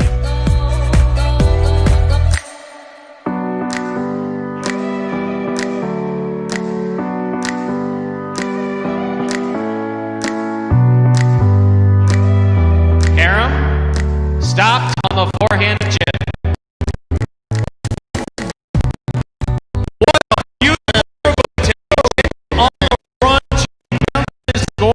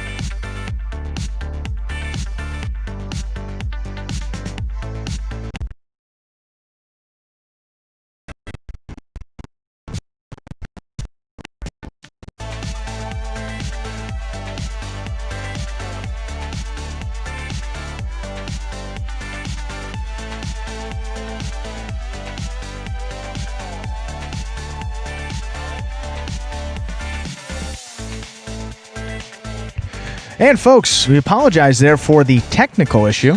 A software problem. We couldn't get that top 10 Robotes again to play. Contract negotiations. The squirrel. Hour. I mean, you can't believe it. Okay, he comes in for game number 5 and then he sabotages the whole performance. He's like, if we don't get it before game 7, you're not getting the top 10 Robotes. So our director squirrel. Anthony just looks underneath the console, right, and there's a squirrel gnawing on gnawing on a wire. It's like he's not letting us do it. He's got some friends in the area. Yes. Squirrel was out of town. We talked about the International Brotherhood of Squirrels. Yeah, the IBS we talked about, yeah. IBS? I think we should come up with something else other than something that reminds people of irritable bowel syndrome. Jeez. How much time till... Oh, good. Only 2 minutes We only to have 2 post. minutes. Yeah. Only 2 more. See how used we get to playing stuff in between and not chatting so enjoyably? Well, game 6 closes out that early pick 3 for those. And if you missed it, we got a late pick 3 that begins in game 7. Ooh. Could reinvest those funds, perhaps. A couple consolations up there on the board, but at the 1 and the 7 would pay $508 and change, so not bad payout on that early pick 3.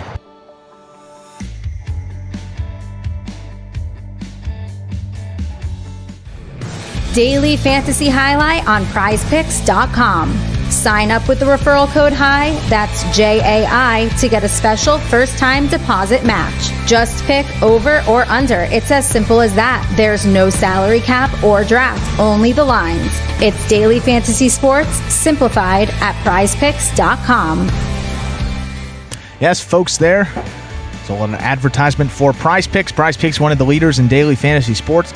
It's a totally different experience from those weekly drafts we have with our fantasy highlight game. Prize Picks allows you to bet on individual players and mix and match amongst a variety of sports each and every day. Now, for a limited time, they're offering special incentives for signing up.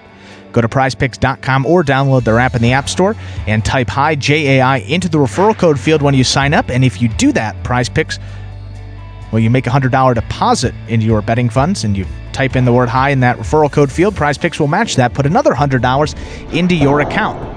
And also, here's where it gets even more interesting. You send us a picture of your computer or phone screen as proof that you use said code, HIGH, J-A-I. When you sign up, you will also qualify for a double cash prize if you win a week of the Jai-Alai Channel's Fantasy Highlight, either 2020, this final week, or 2021, when we'll be back with that expanded Jai-Alai schedule. So it's as simple as that. You got to sign up at Prize Picks. Use the referral code HIGH when you do so. Most importantly, make sure to take a picture of that sign-up page where we can see the referral code field with the word HIGH typed in. So that's a screen before you click to submit your sign up. Send that photo to info@thejai-alaichannel.com and boom, $100 into your funds, and you get double the cash prize when you win. So it's a win-win, of course. Sign up at Prize Picks. It's prizepicks.com today, bringing us right up to the start of Game 6, Stu. Do you mind? We got some highlight to get to. I apologize.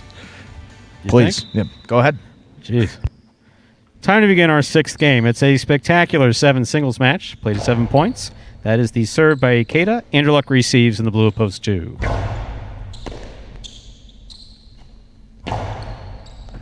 Andrew Luck doesn't take it in the air, turns to make the rebote. Ikeda moves up, takes it in the air. Karam, about 4 feet off the court, point 2. Bring to the court the white shirt of post 3. Here's Bueno.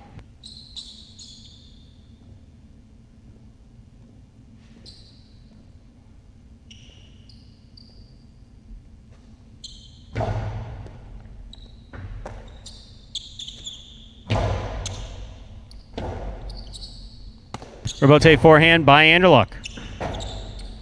Rebote left side. It's a 2-all. Nicely executed by Bueno.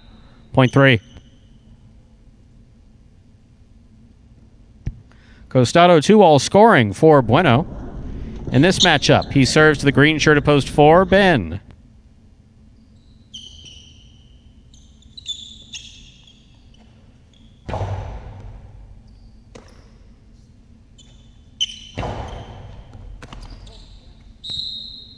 Bobbled. Point 4. 4 serves to the black shirt of post 5. Here's Carballo.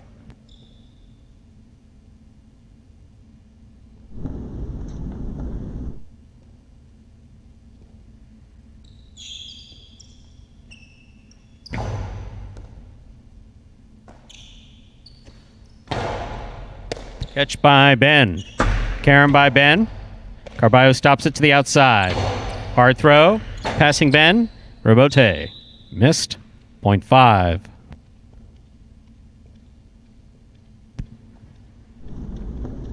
Yellow shirt at post 6 receives. In this matchup, we have Carballo serving to Bragley.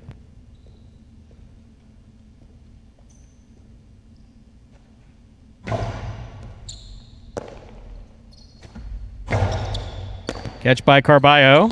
Costado thrown hard, caught in the air by Bragley. Bragley to the outside, Carballo's there. Hard throw, caught in the air by Bragley. Bragley goes deep from the left side. Forehand Robote Karam, got him. 0.5. Bringing to the court the pink shirt of post 7. Here's number 13, Douglas.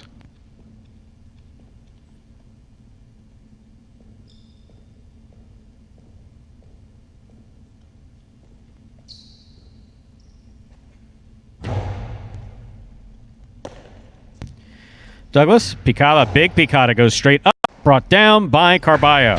Karam by Carballo, read and stopped by Douglas. Cortada by Douglas, stopped by Carballo. The Dejada, not much Dejada, caught by Douglas. There's Dejada, and that one scores. Well played by Carballo and Douglas, 0.7. Here is the purple shirt of post 8, Kubala.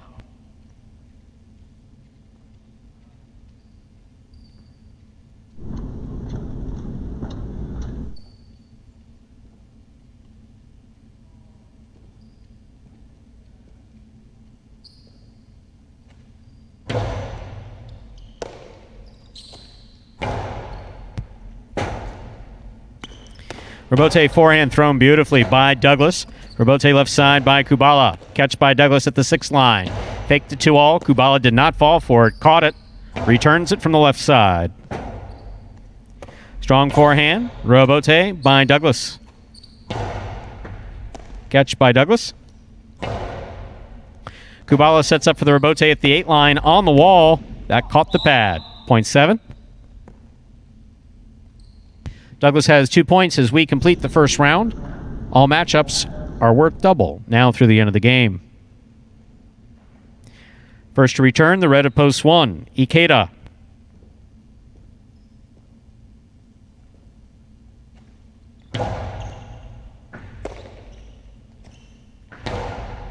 Catch by Douglas. Karam by Douglas opens up and scores. 0.7, beautifully thrown. 7 on the board with 4 points. Here's post 2, Anderluck.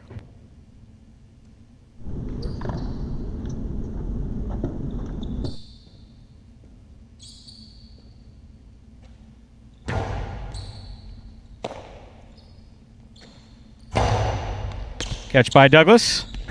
Costado clipped the sidewall and scores. 0.7. Straight points to a possible game point for the pink shirt of post 7, Douglas. Trying to stop him, post 3, Bueno.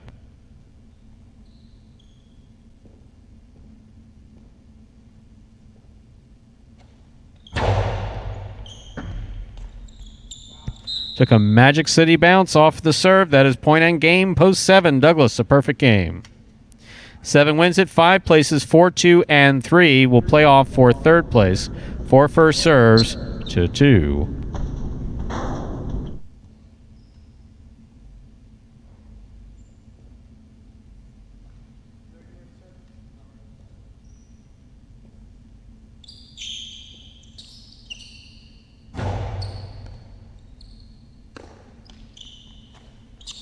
Outside placement by Anderluck, caught by Ben. Karam by Ben, opens up to score.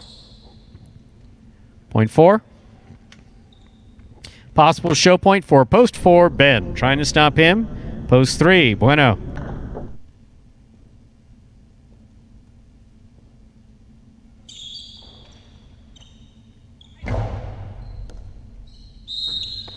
Over serve.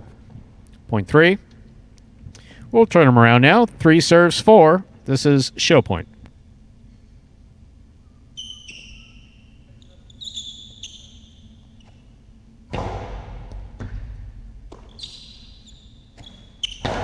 Powerful backhand by Ben. Rebote left side.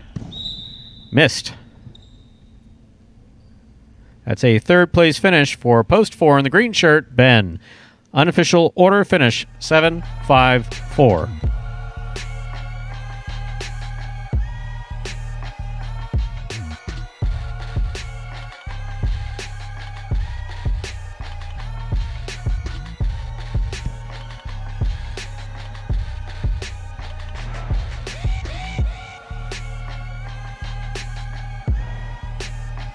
Results from Game 6 are official. Coming in first, post 7, Douglas. He had a perfect game. Taking second, post 5, Carballo. Coming in third, post 4, Ben. 7-5-4 is the official order of finish for game number 6.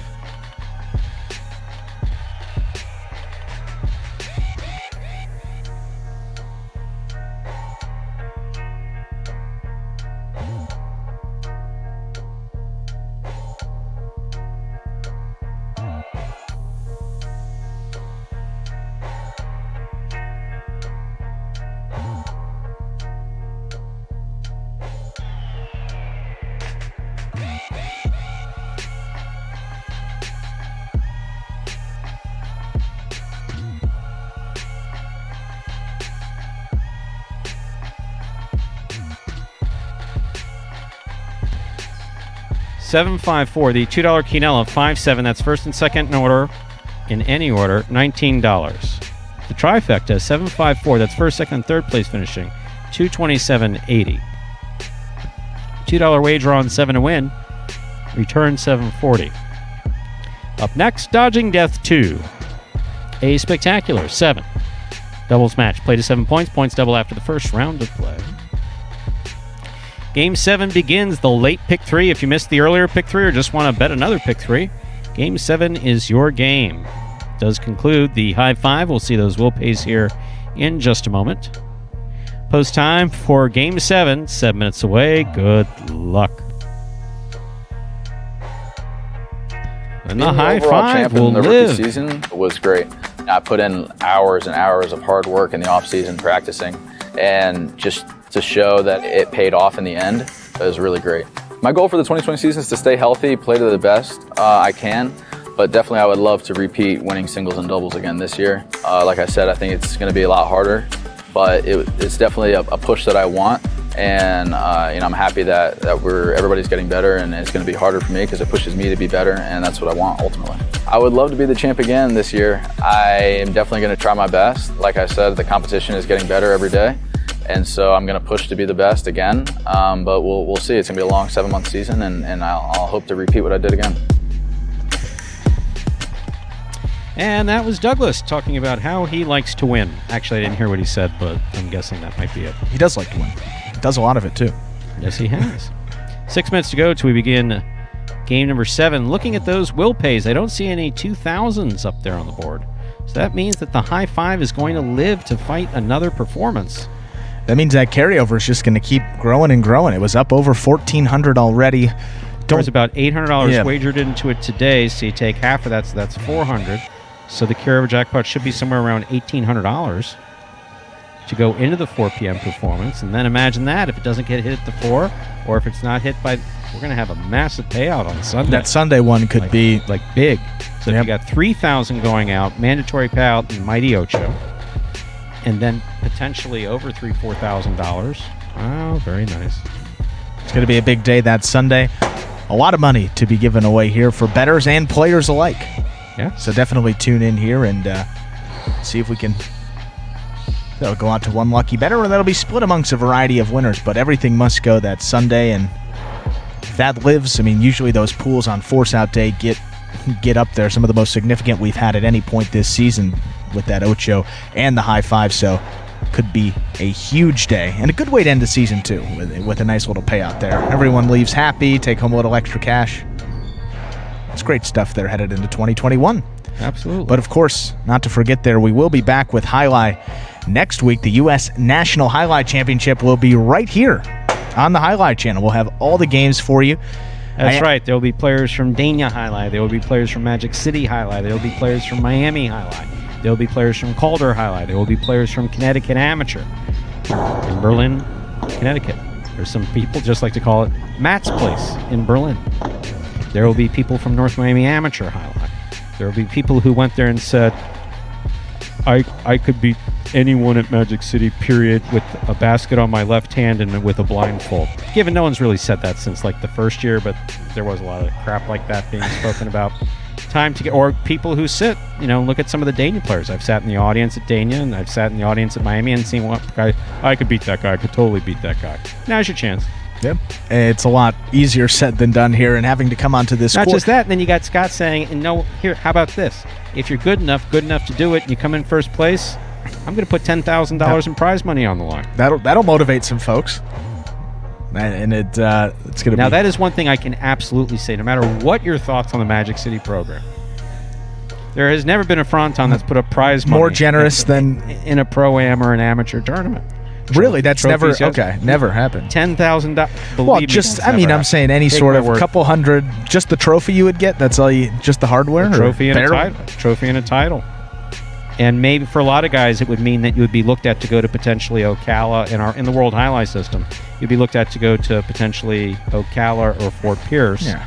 In hopes of getting to Miami or Tampa once upon a time. Well, titles are good, but money in the pocket is, it's going to say a little bit better. Exactly. But yeah, that's going to be all day on that Saturday, and I think a pretty good chunk of the day on Sunday as well. That Saturday, there's going to be a ton of, you get those first round games, second round, third round, and then that Sunday is going to be a lot of those championship games, the final rounds of those tournaments. So it's going to be some great play on that Sunday, but that full day on Saturday, you're going to see a lot of people playing here from all parts of the country. And we did get the word that the official brackets will be released on Friday and Saturday. There was a bracket leak.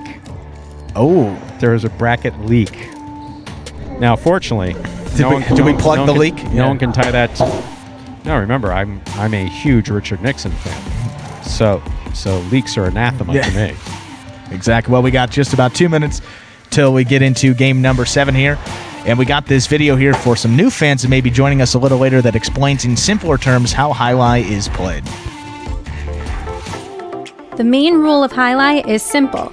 Players must catch and return the ball in one fluid motion. Sounds easy enough, right? So how do you win? You can win a matchup simply if your opponent overserves, underserves, or serves the ball out of bounds.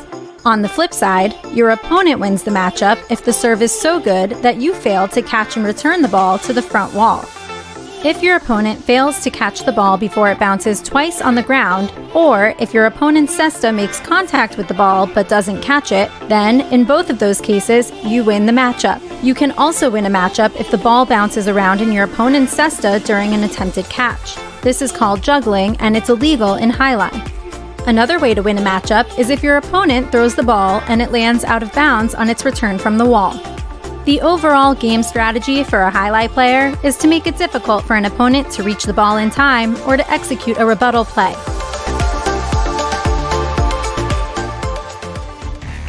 And we're back here now, less than a minute away from game number 7, Dodging Death 2. So that first game, no blood.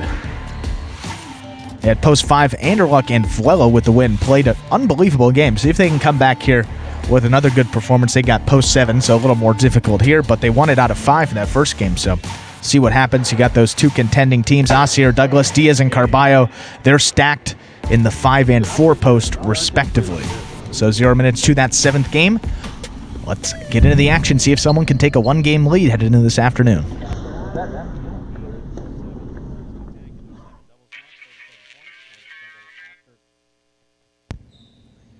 Time to begin Game 7, a spectacular 7 doubles match. Play to 7 points. Points double after the first round of play.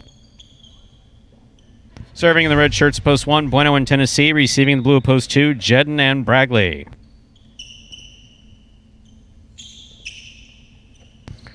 There's a serve. We begin Game 7. Catch by Tennessee. Throw to the inside. Here's Bragley at the 10 line.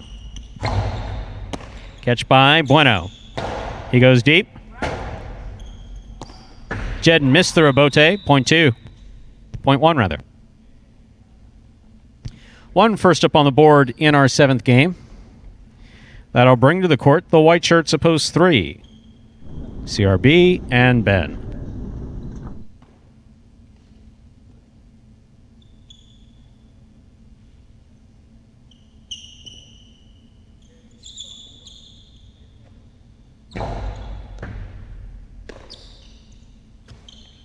Powerful backhand by Ben. Catch by Tennessee. Catch by Ben at the 11 line. Tennessee, Bote Corredo on the forehand. Catch by CRB. Ben with a good pickup on the forehand at the 12 line. Hard throw.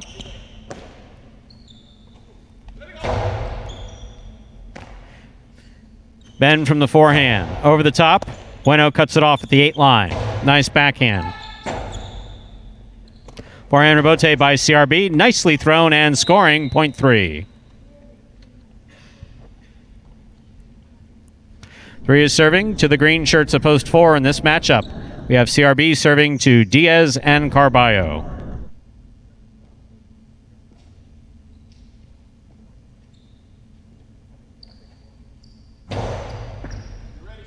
Carballo moves up, makes the catch, rifles it.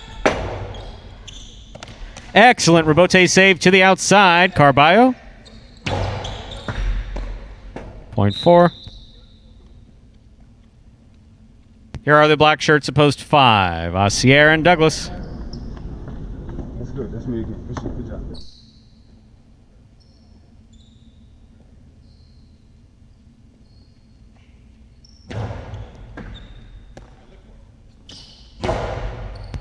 Powerful backhand rebote coming out.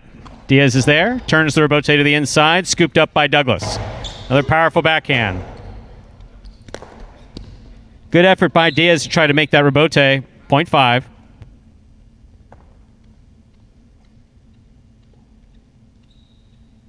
Here are the yellow shirts of post 6.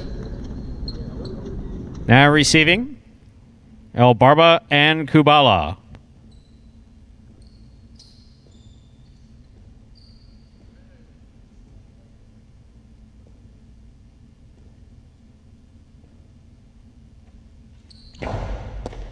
Barba picks the serve.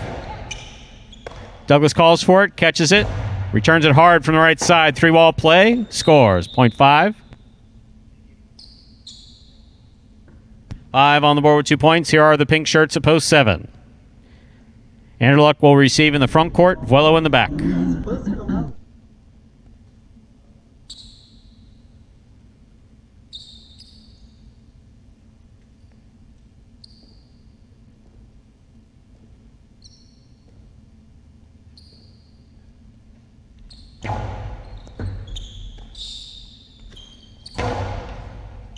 Catch by Douglas at the 13 line. Powerful backhand. Caught by Vuelo. Vuelo to the inside. Douglas is there. Powerful backhand. Rebote coming out. Line drive. Excellent catch. Almost made there by Douglas.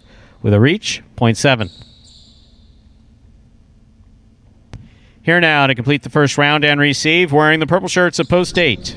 Cool Fitness and Ikeda.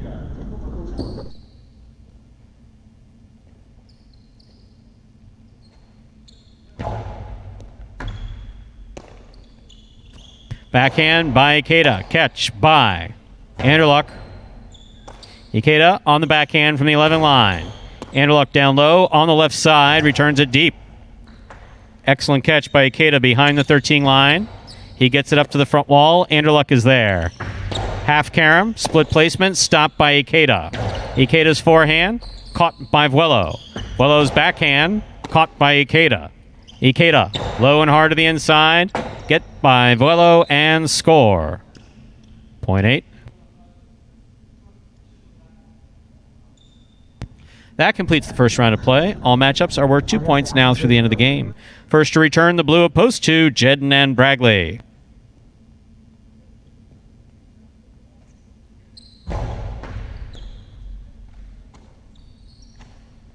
Low and hard to the inside, crossing the sidewall at the 10 line.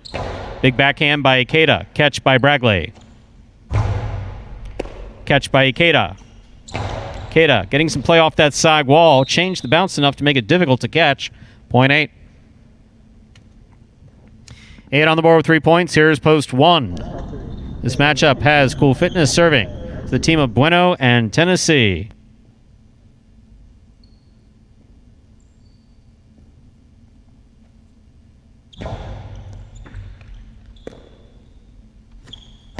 Powerful backhand by Tennessee. Good catch by Ikeda. Catch by Tennessee. Tennessee back to the inside. Well thrown. Good catch by Ikeda. Ikeda over the top. Catch by Bueno. Bueno goes deep. Point one. One on the board with 3 points. Serving to post 3. Returning to the court, we have CRB in the front court with Ben receiving in the back court.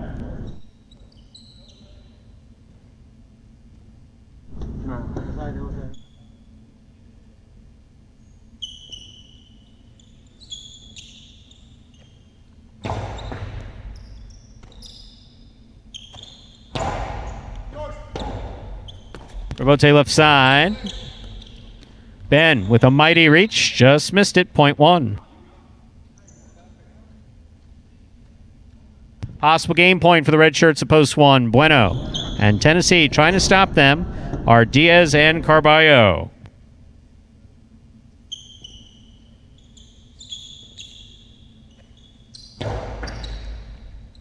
Carballo on the backhand. Low and hard to the inside. Caught in the air by Tennessee. Everybody's ducking.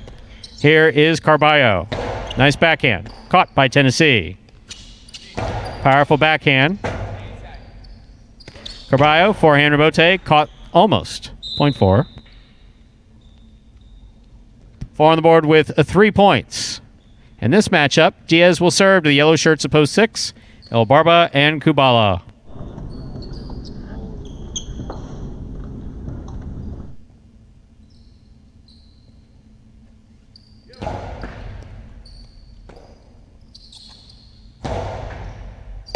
Catch on the dropped by Carballo. Point 6.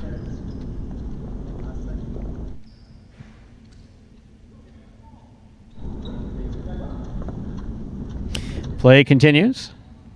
In this matchup, El Barba serves the returning 5 team, Asier and Douglas.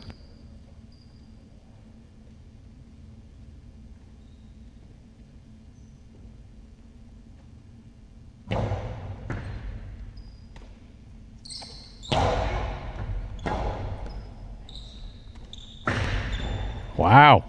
Bold. Really bold. Point 5. 5 on the board with 4 points. Serving to post 7. Anderluck and Vuelo receive.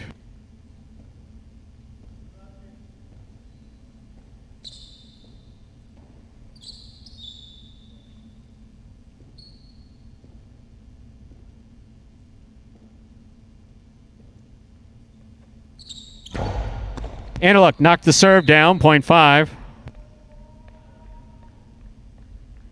Possible game point for the black shirts at post 5. Asier and Douglas trying to stop them. Jedden and Bragley.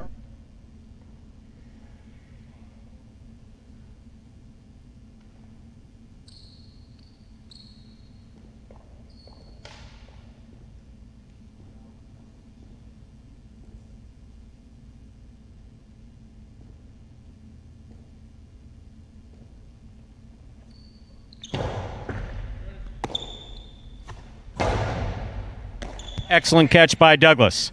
Powerful backhand. Caught by Bragley. Low and hard by Bragley. Caught by Douglas.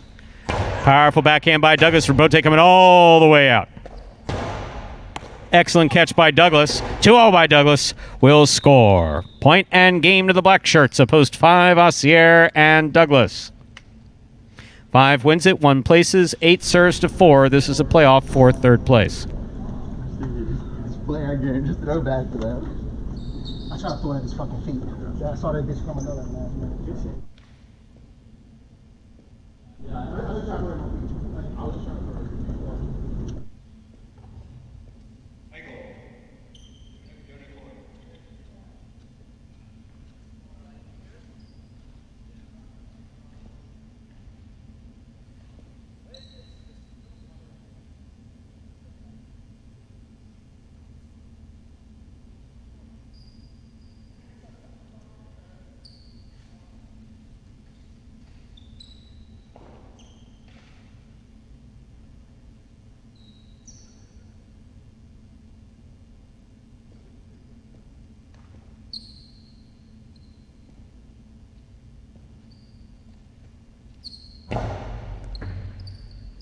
Carballo on the catch.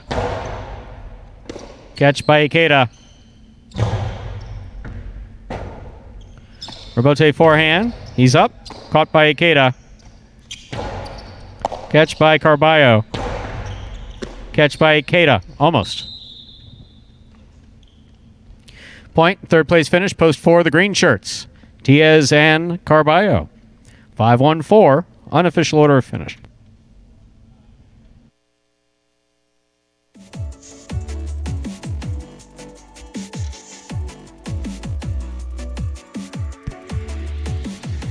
Results from Game 7 are official. Coming in first, Post 5, Osceola and Douglas. Taking second, Post 1, Bueno and Tennessee. Coming in third, Post 4, Diaz and Carballo. 5-1-4, the official order of finish for Game 7.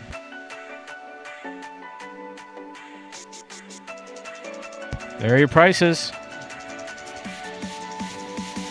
High five was not hit, and the carryover $1,782.40. Not quite the $1,800 that I thought it would be, but close. My math just isn't that good. $2 Quinella 1.5. That's first and second in any order. $17. Trifecta 514. $88.80. $2 wager on 5 to win. $8.60.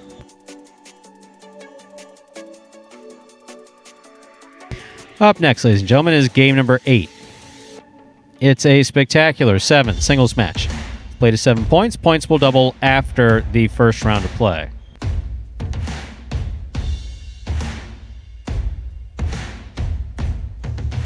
Only have 2 games left in the matinee. That's in advance of the afternoon performance that begins at 4 p.m. Game 8 up next. Spectacular 7 scoring. Post time for Game 8 is just 7 minutes away. Good luck.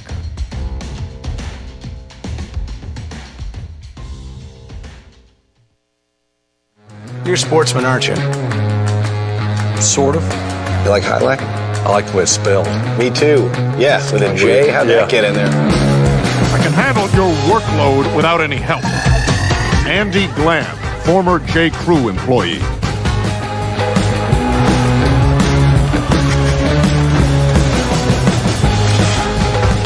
Dr. Dante Octavarius, seahorse breeder. Oh, the kid is hot tonight. He better be. I got him wheeled in the trifecta. Shunk Dunkirk, incontinent Jai-Alai instructor. Incontinent Jai-Alai instructor? Incontinent Jai-Alai instructor. All right, I'm calling it. I'm trying out a new persona. I'm club owner and Jai-Alai enthusiast, Barry Mexico. What a fun and lazy character name. Was it your first thought? You know it. Barry Mexico gets down to business. And we're back 5 minutes from game number 8. An important win for that team of Osceola and Douglas. Back in the lead. 15th win of this second doubles tournament. They go into the afternoon with a 1-game advantage over Diaz and Carballo, and with Ron and Juice, well, with Ron's absence, the team of Ron and Juice definitely not playing the first 2 days, so they'll only have, they'll be out of the running here. So it looks like a 2-horse race is going to finish first and second, just by a nose now. Osceola and Douglas. We'll see if that holds here through the last 6 doubles games of this second tournament.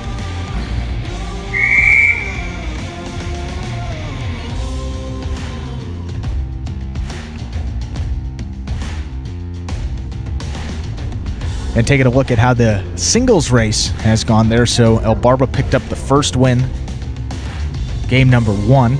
So that was his 104th win. So that brought it down to 5 games between himself and Bueno. El Barba still in 4th, Bueno holding on to 3rd place. So you got Bueno here with a couple more opportunities. He's got post 2 in this 8th game. Then he comes back post 8 in game number 9, but certainly a different animal these late games compared to the early middle ones. So be a really, really good win for Bueno if he can take one here. Perhaps one he maybe really wouldn't expect to be one of the favorites in, and get that lead back up to 6 with only 3 performances to go. The afternoon today is 1, then we got 1 on Saturday, and then one on Sunday to close it out, so games are few and far between, in particular for that doubles. We said only 6 to go for doubles, but probably probably about 18 games, 16, 18 games for those singles guys. That's for Bueno, and El Barba's got a couple less than him, so El Barba's going to need to rattle off probably winning 50% of his games from here on out to have a realistic shot at taking home that final $5,000. And we have just 2 minutes before we begin game number 8. Game 8 is 2 minutes away.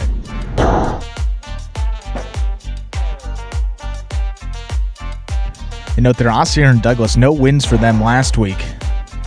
So first win for them in their last 12 doubles games. It's a big reason why Diaz and Carballo have stormed back up the leaderboard, had it as a tie headed into this week. Diaz and Carballo last week, 3 wins. The week before that, they had 5. So 8 of their wins came in week 5 and 6. That's over half of their wins for this entire tournament. So team streaking, playing very well, but they were stopped. Ossier and Douglas, obviously Douglas seems to be playing with a bit of a chip on his shoulder, came out, was playing some great Jai-Alai in that first doubles game, got knocked out a couple times, just one bad throw, and Bradley was playing very well, knocked him out that first time, but even in that game 6 when he came out there in singles, just looked to be focused, very powerful, playing just some composed Jai-Alai there, and see if that translates here throughout the rest of the week. And we now have less than a minute to go till we begin game number 8. Game 8 now less than 1 minute away.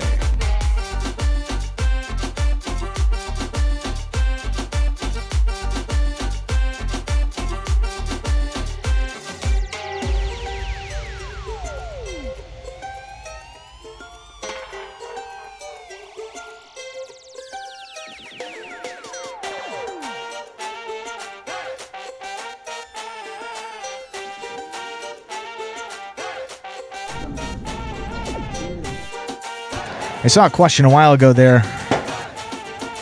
I do not think we got to asking about Ron. Will be back in the program this Sunday. It will not be playing today or tomorrow. That's why they're out of the running for that doubles. And he was locked into second place in the singles race anyway. $10,000 bonus coming his way. But for those curious, he will be back, but was not an option for fantasy here this week number 30. But we got game 8 coming up. Final 2 singles games of this performance, 8 and 9.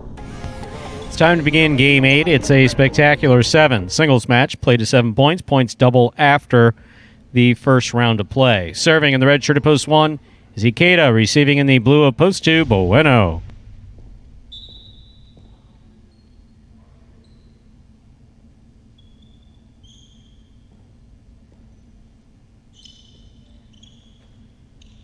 There's the serve. Game 8 begins with an excellent catch by Bueno.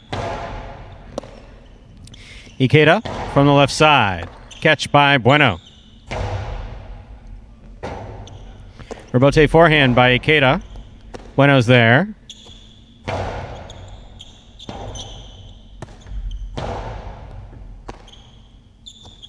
Strong backhand by Bueno. Rebote forehand by Ikeda.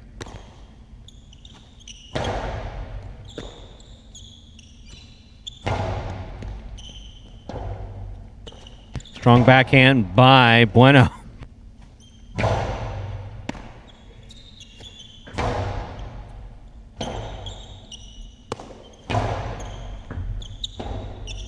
Rebote left side by Bueno. Catch by Ikeda. Karen by Ikeda hits the pad, point 2. Other than that, well played. First point of the 8th game.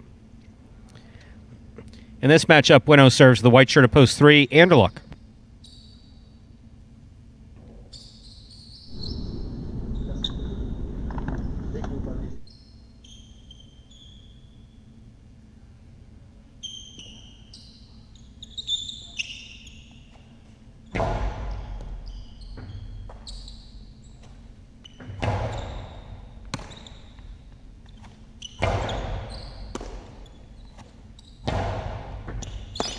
Ball tipped, point 3. In this matchup, Anderluck will serve to the green shirt of post 4, worn by Jedden.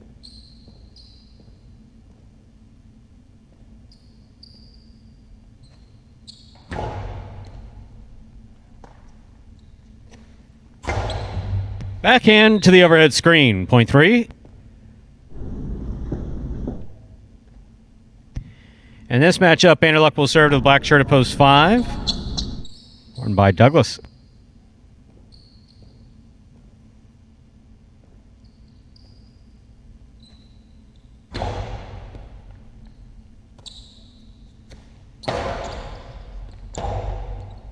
Rebote forehand save by Anderluck. Caught enough of the front wall to score. Point 3.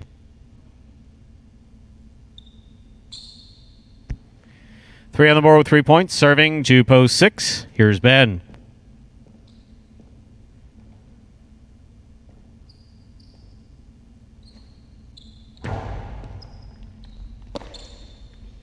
Backhand by Ben. Big backhand.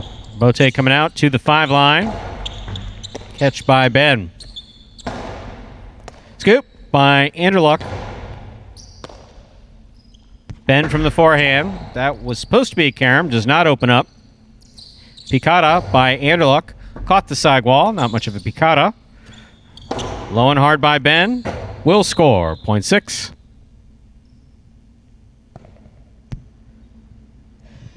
Ben's on the board with a point. He serves to the pink shirt at post 7, worn by Kubala.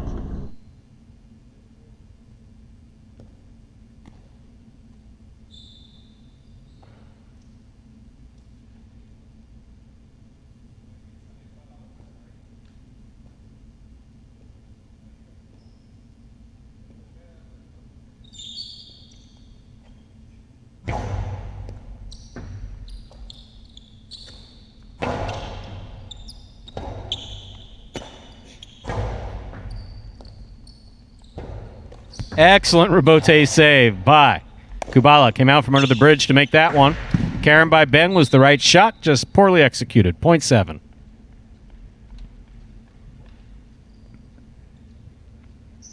Here now to complete the first round and receive, wearing the purple shirt at post 8, Carballo.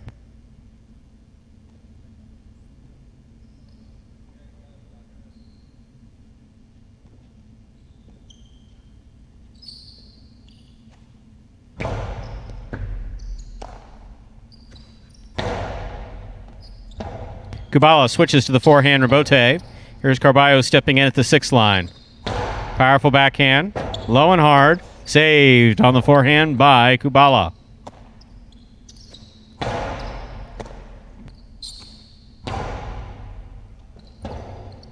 Rebote forehand by Carballo into the overhead screen. Point 7. That completes the first round of play. All matchups are worth 2 points now through the end of the game. First to return, the red shirt at post 1, Ikeda.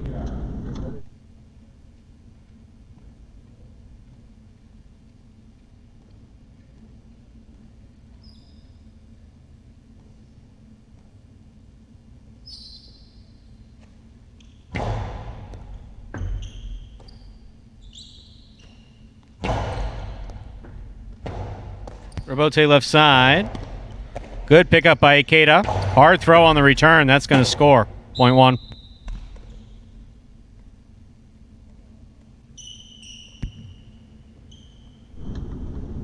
Here in the second round, post 1 serves. Again to post 2, Bueno.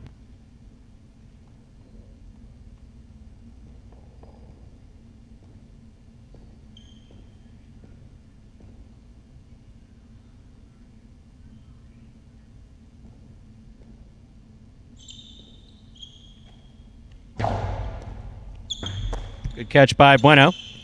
Nice backhand.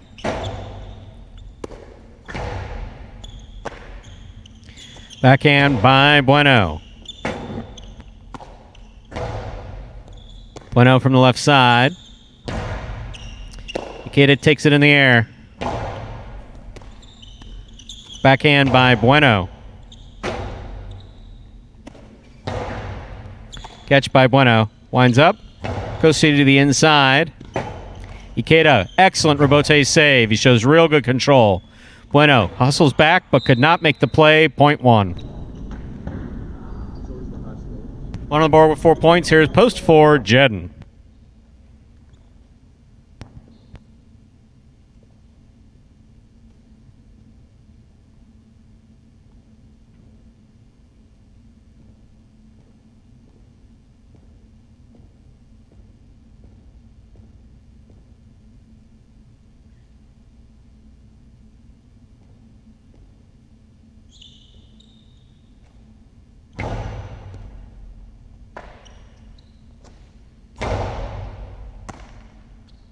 Backhand by Ikeda.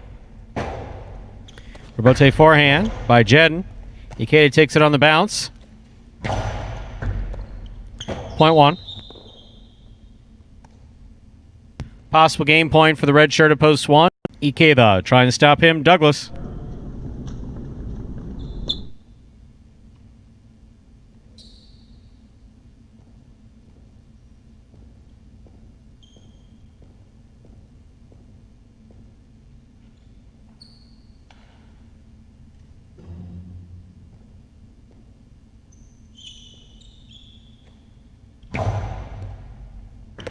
Great catch by Douglas off a good serve by Ikeda. Rebote forehand. Nice backhand by Douglas. Rebote forehand by Ikeda. Catch by Douglas. Picada by Douglas. Good effort by Ikeda. Point five.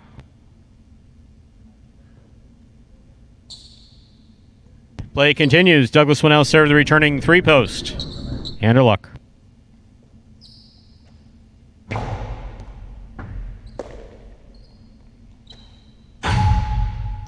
Got away from him. Hit the overhead screen. Point five. 5 on the board with 4 points. Here's post 6. Ben.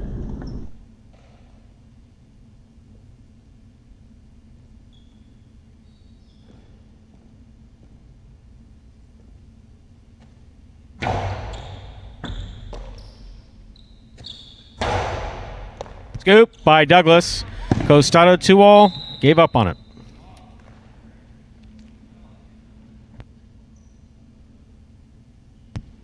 Point 6. Here's post 8. Carballo.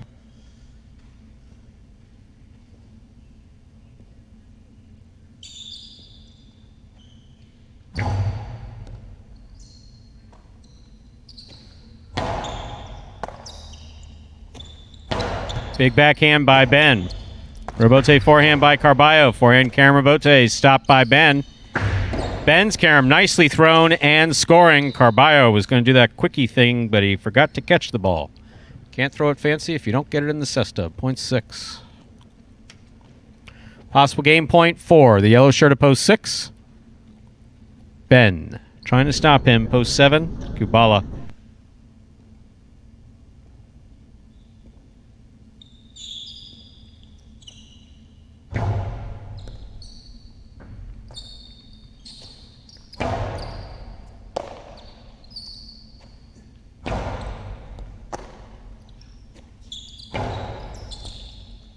Rebote forehand by Ben. Catch by Kubala. Kubala over the top. Ben with a reach. Makes another one back in the corner. Hard throw to the inside. Kubala moves out to make the rebote. Doesn't do it. Point and game. Post 6. Ben. No playoff here. 1 places, 5 shows. Unofficial order of finish 6-1-5.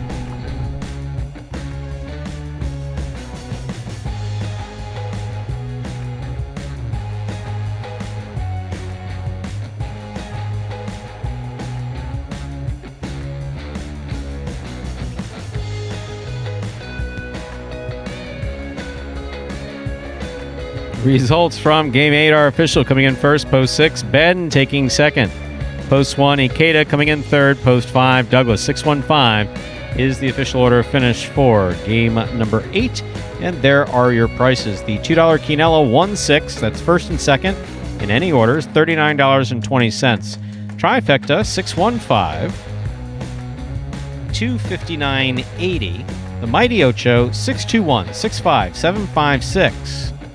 3 of 8 numbers, $360, $433.20 in that carryover jackpot. $2 wager on 6 to win returns $24.60.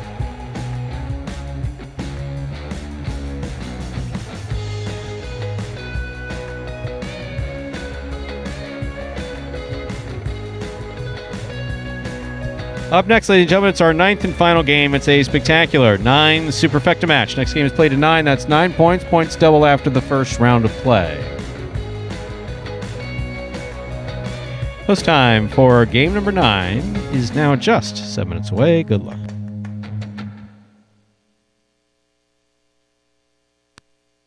And folks, it is that superfecta 9-point singles match to close out this first matinee performance of the day. And this video here will explain some of the subtle differences between Spectacular 7 and Spectacular 9 scoring. Spectacular 9 singles games are played with 8 players. Each player wears a different color jersey numbered 1 through 8 on the front. These numbers are traditionally referred to as post numbers. Post numbers are used to signify the order in which the athletes will play in a game. These numbers are also used for betting purposes. Don't be confused by the numbers on the back of our jerseys. Those are just for fun. Each game begins when the player in the post 1 red jersey serves to the player in the post 2 blue jersey. The served ball must land between the 4 and 7 lines marked on the court's side wall. If the ball lands between those lines, the serve is good and play continues until one of those 2 players wins that matchup. The player who loses the matchup exits the court and waits for his next turn at the end of the rotation. It's important to note that every game has 2 rounds. The first 7 matchups in a game make up round 1. Each matchup in round 1 is worth 1 point. Round 2 refers to all matchups that take place after the 7th and final matchup of round 1. The number of matchups in round 2 varies from game to game. And in round 2, each matchup is worth 2 points.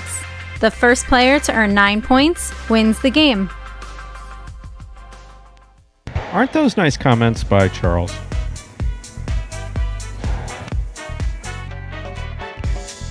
You don't think so? Or I got to read the comment here. You weren't reading the comment. What were you doing? I like that. I like his. Yeah, well, of course we appreciate the compliment, but it's an interesting point. I mean, it is a different version, if you will, and it's something that we've talked about. Obviously, it's not like the traditional highlight you've seen, but as Stu made the point of, that type of highlight has kind of been trending in the wrong direction for a number of years, and try something new. I'd say year 3, pretty darn impressive to see what these guys have been able to accomplish, and 3, it's only an exponential, curve in terms of their growth here. Once they figure things out, they start to add little, bits and pieces to their game, and just exponential curve. Wow, very mathematical of you. It's not linear, exponential. No, but basically meaning as they, as the years progress, they're only going to get better and better in terms of their growth. It's, probably year 6, they're going to be well out ahead of year 6, looking further down the line, but well out ahead of where they were in year 3 comparatively. And careful, a bunch of accountants for the company just went, did he say year 6? Who said year 6? We didn't talk about year finance 6. Department. Who said anything about years? No. That's accountants. That's accountants. They look forward. Even the finance I don't do figures that. out how to pay the bills. Yeah, that's Shay's department. That's why I. No, if we're forecasting that, no one said anything about year 6. Yeah, it would be nice if we could do it, but can we get through at least year 4 and 5? Can we get through maybe? 3 first? Yeah. Exactly. I mean, that's 2 years ahead. Everyone to come on. Switch.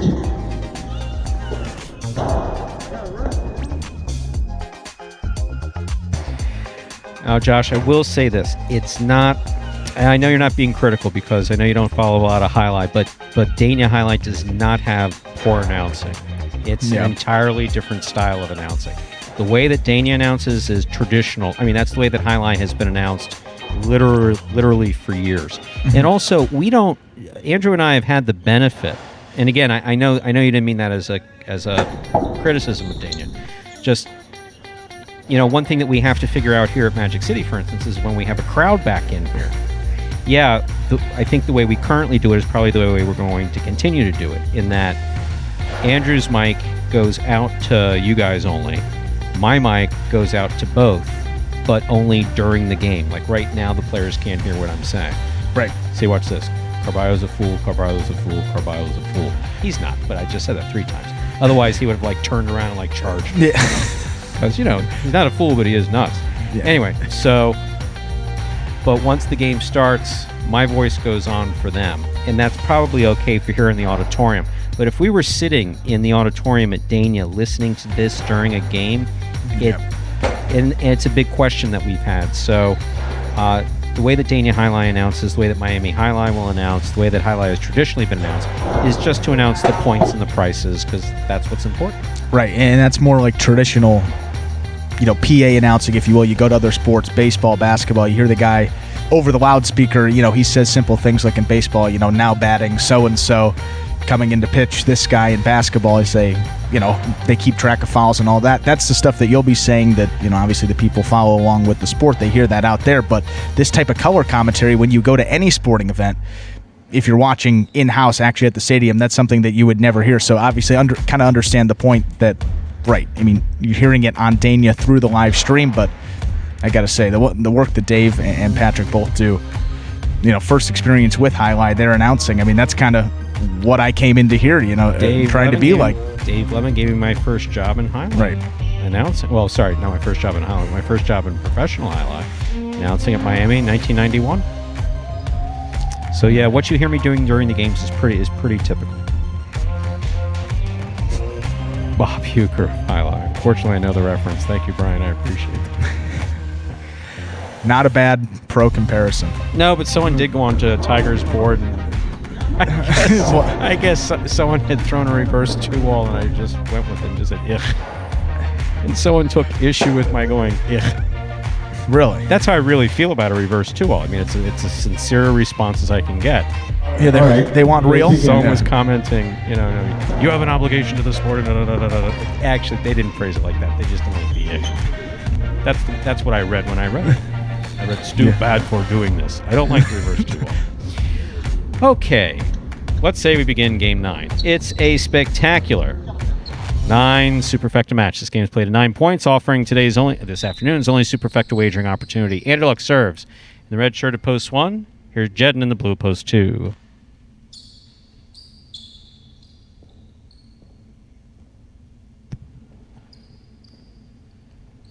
Anderluck serves. We begin Game 9. Good backhand by Jedden. Good catch by Anderluck. Picada scores. Point 1.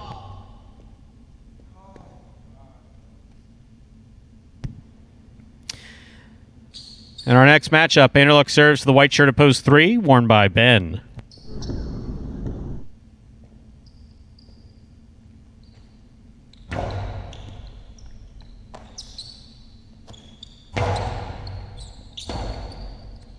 Rebote forehand by Anderluck to the outside. Ben moves across court to make the catch.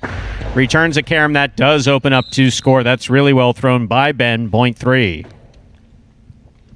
Green shirt at post 4. Ikeda receives.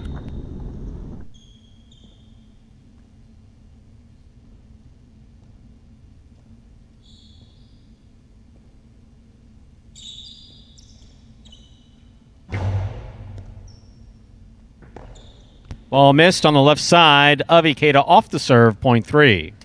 3 will serve to the black shirt at post 5, worn by Carballo.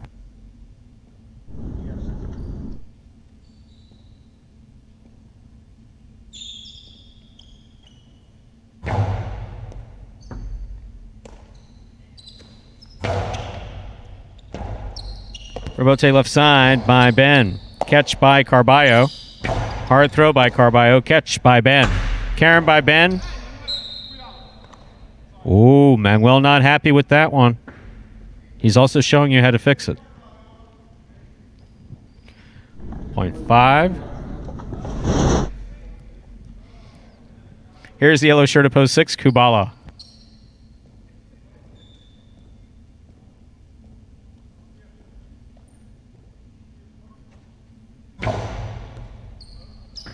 Good catch by Kubala off a good serve by Carballo. Forehand by Carballo on the rebote. Excellent catch by Kubala. Kubala fell kind of like Tennessee does there on the throw. Nice backhand by Kubala. Rebote forehand, swing and a miss by Carballo. Point 6. Here is the pink shirt at post 7, worn by Douglas.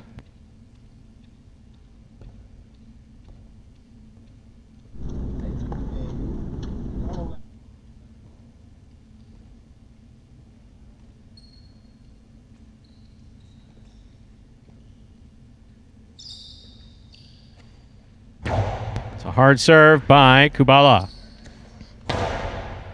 Catch by Kubala. Goes deep.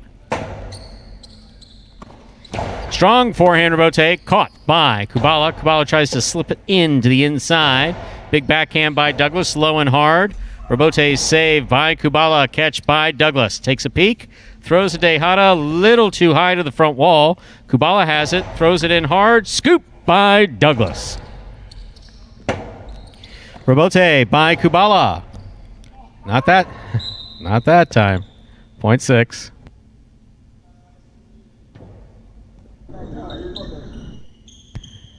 In this matchup, Kubala will serve to the purple shirt at post 8, worn by Bueno. This will complete the first round of play.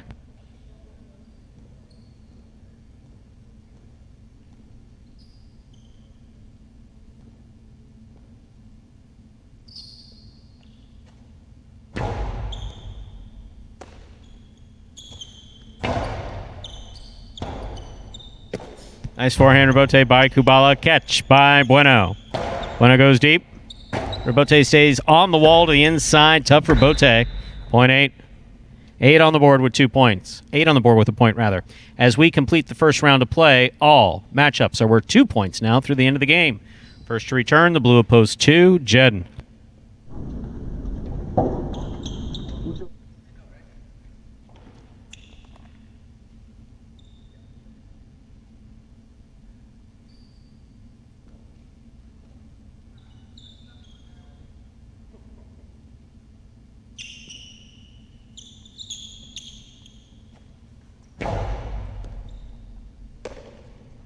Backhand by Jedden.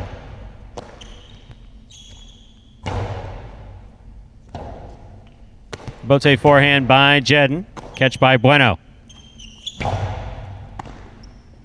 0.8. 8 on the board with 3 points. Serving to post 1. Back and ready to receive is Anderluck. Fuck Thanksgiving, man.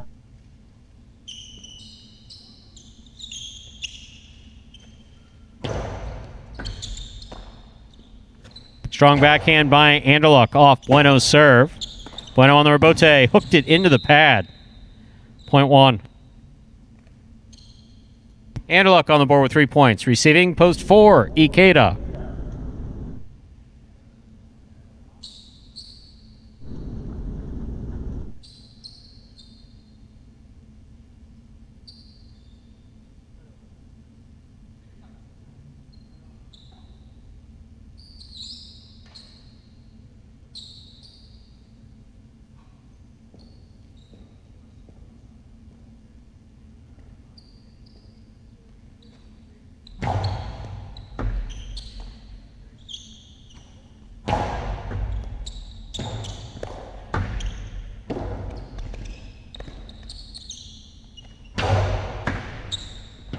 That Cortada scores 0.4.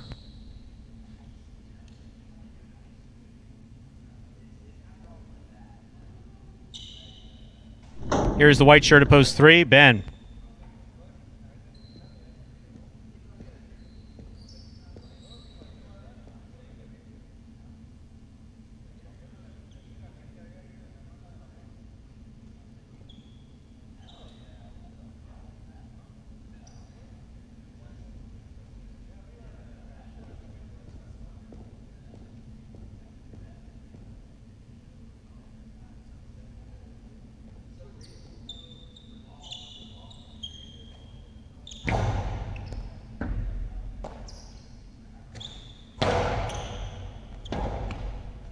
Robote forehand. Caught by Ben. Scoop attempt tipped. Ooh. Ooh. He hit the ball. Ooh. Ooh, and kicked the cage. What else might get hit? 0.3. They're on the board with 4 points. Here's post 5, Carballo.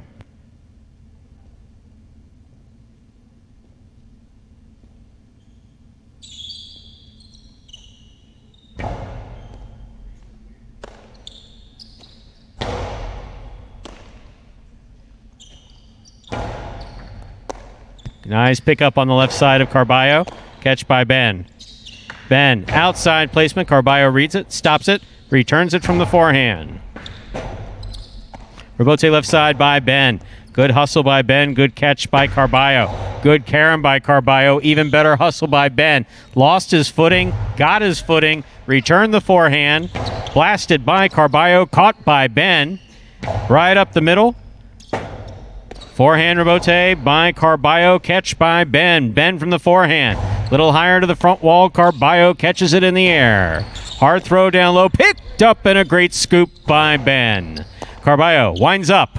Soft touch. Not soft enough for the fastest guy on the roster. He blasted inside and a great catch by Carballo. Big backhand by Carballo. Lands out. What a point was just played by Ben and Carballo. Ben gets the point in post 3.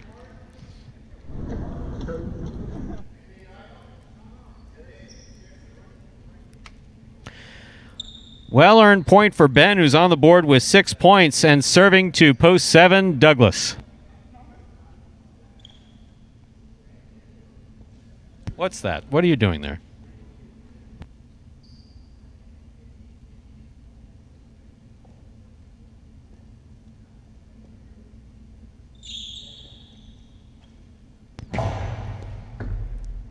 Douglas from the right side. Picada.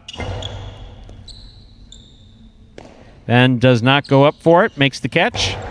Douglas moves up. Blasts the costado to the outside where it scores. Point 7. 7 on the board with 2 points. Here's post 6. Kubala.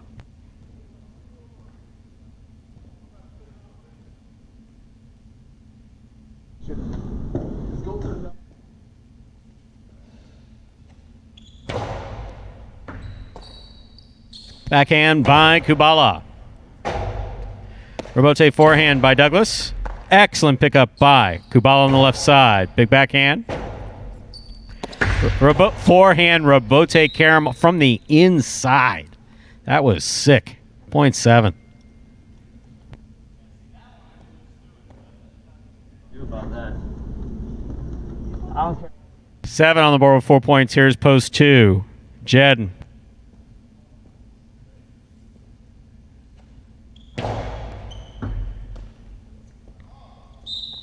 Ball dropped. Point 7. Douglas has 6 points, but remember, this is a 9-point game. Receiving in post 8, Bueno.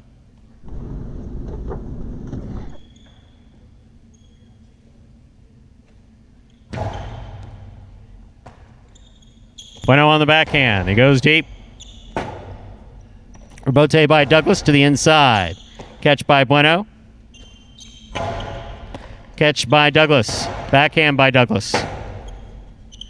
Rebote to the inside. Caught by Douglas. Here's the backhand.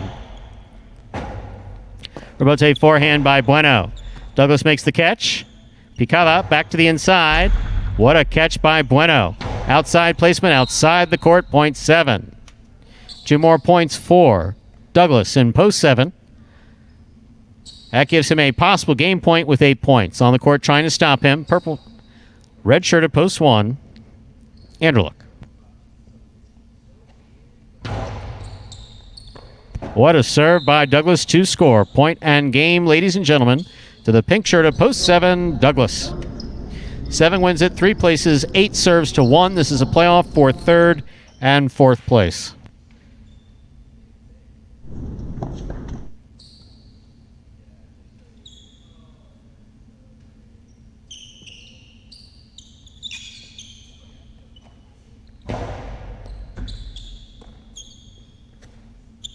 Backhand by Anderluck.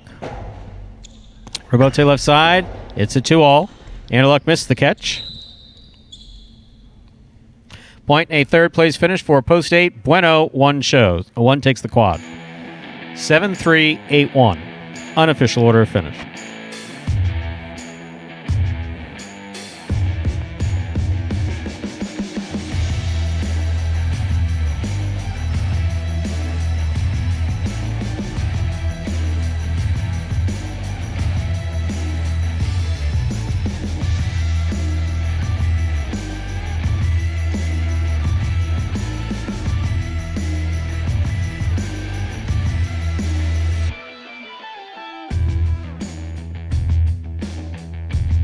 7-3, 8-1 is the official order of finish for Game 9.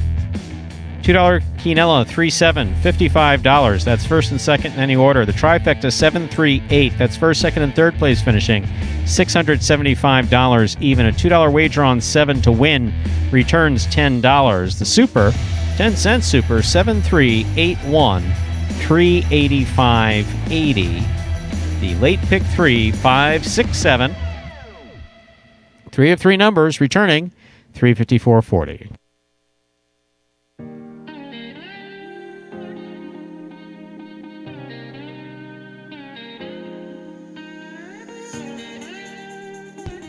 Well, we do certainly hope that we provide a sufficient amount of information and entertainment throughout the 12 p.m. performance.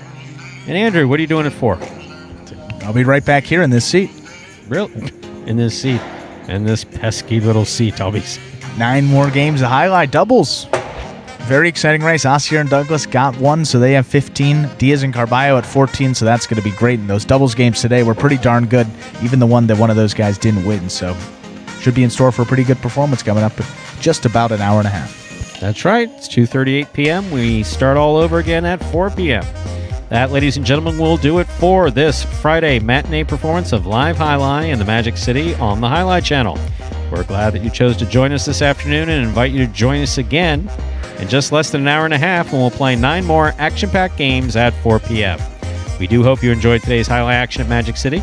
Please like and subscribe to the Jai-Alai Channel on YouTube and let us know your thoughts and any questions you might have in the comments section while we're playing.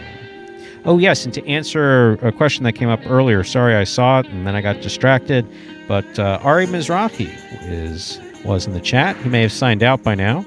But yes, Andrew and I will be hosting the call of the tournament. All those games. So yes, we will be announcing the U.S. National Jai-Alai Championships on December 5th and 6th. On behalf of players, staff, and management of Magic City Jai-Alai, we do thank you for joining us today and hope you'll join us again at 4 p.m. So goodbye till good see you back here at Magic City Jai-Alai.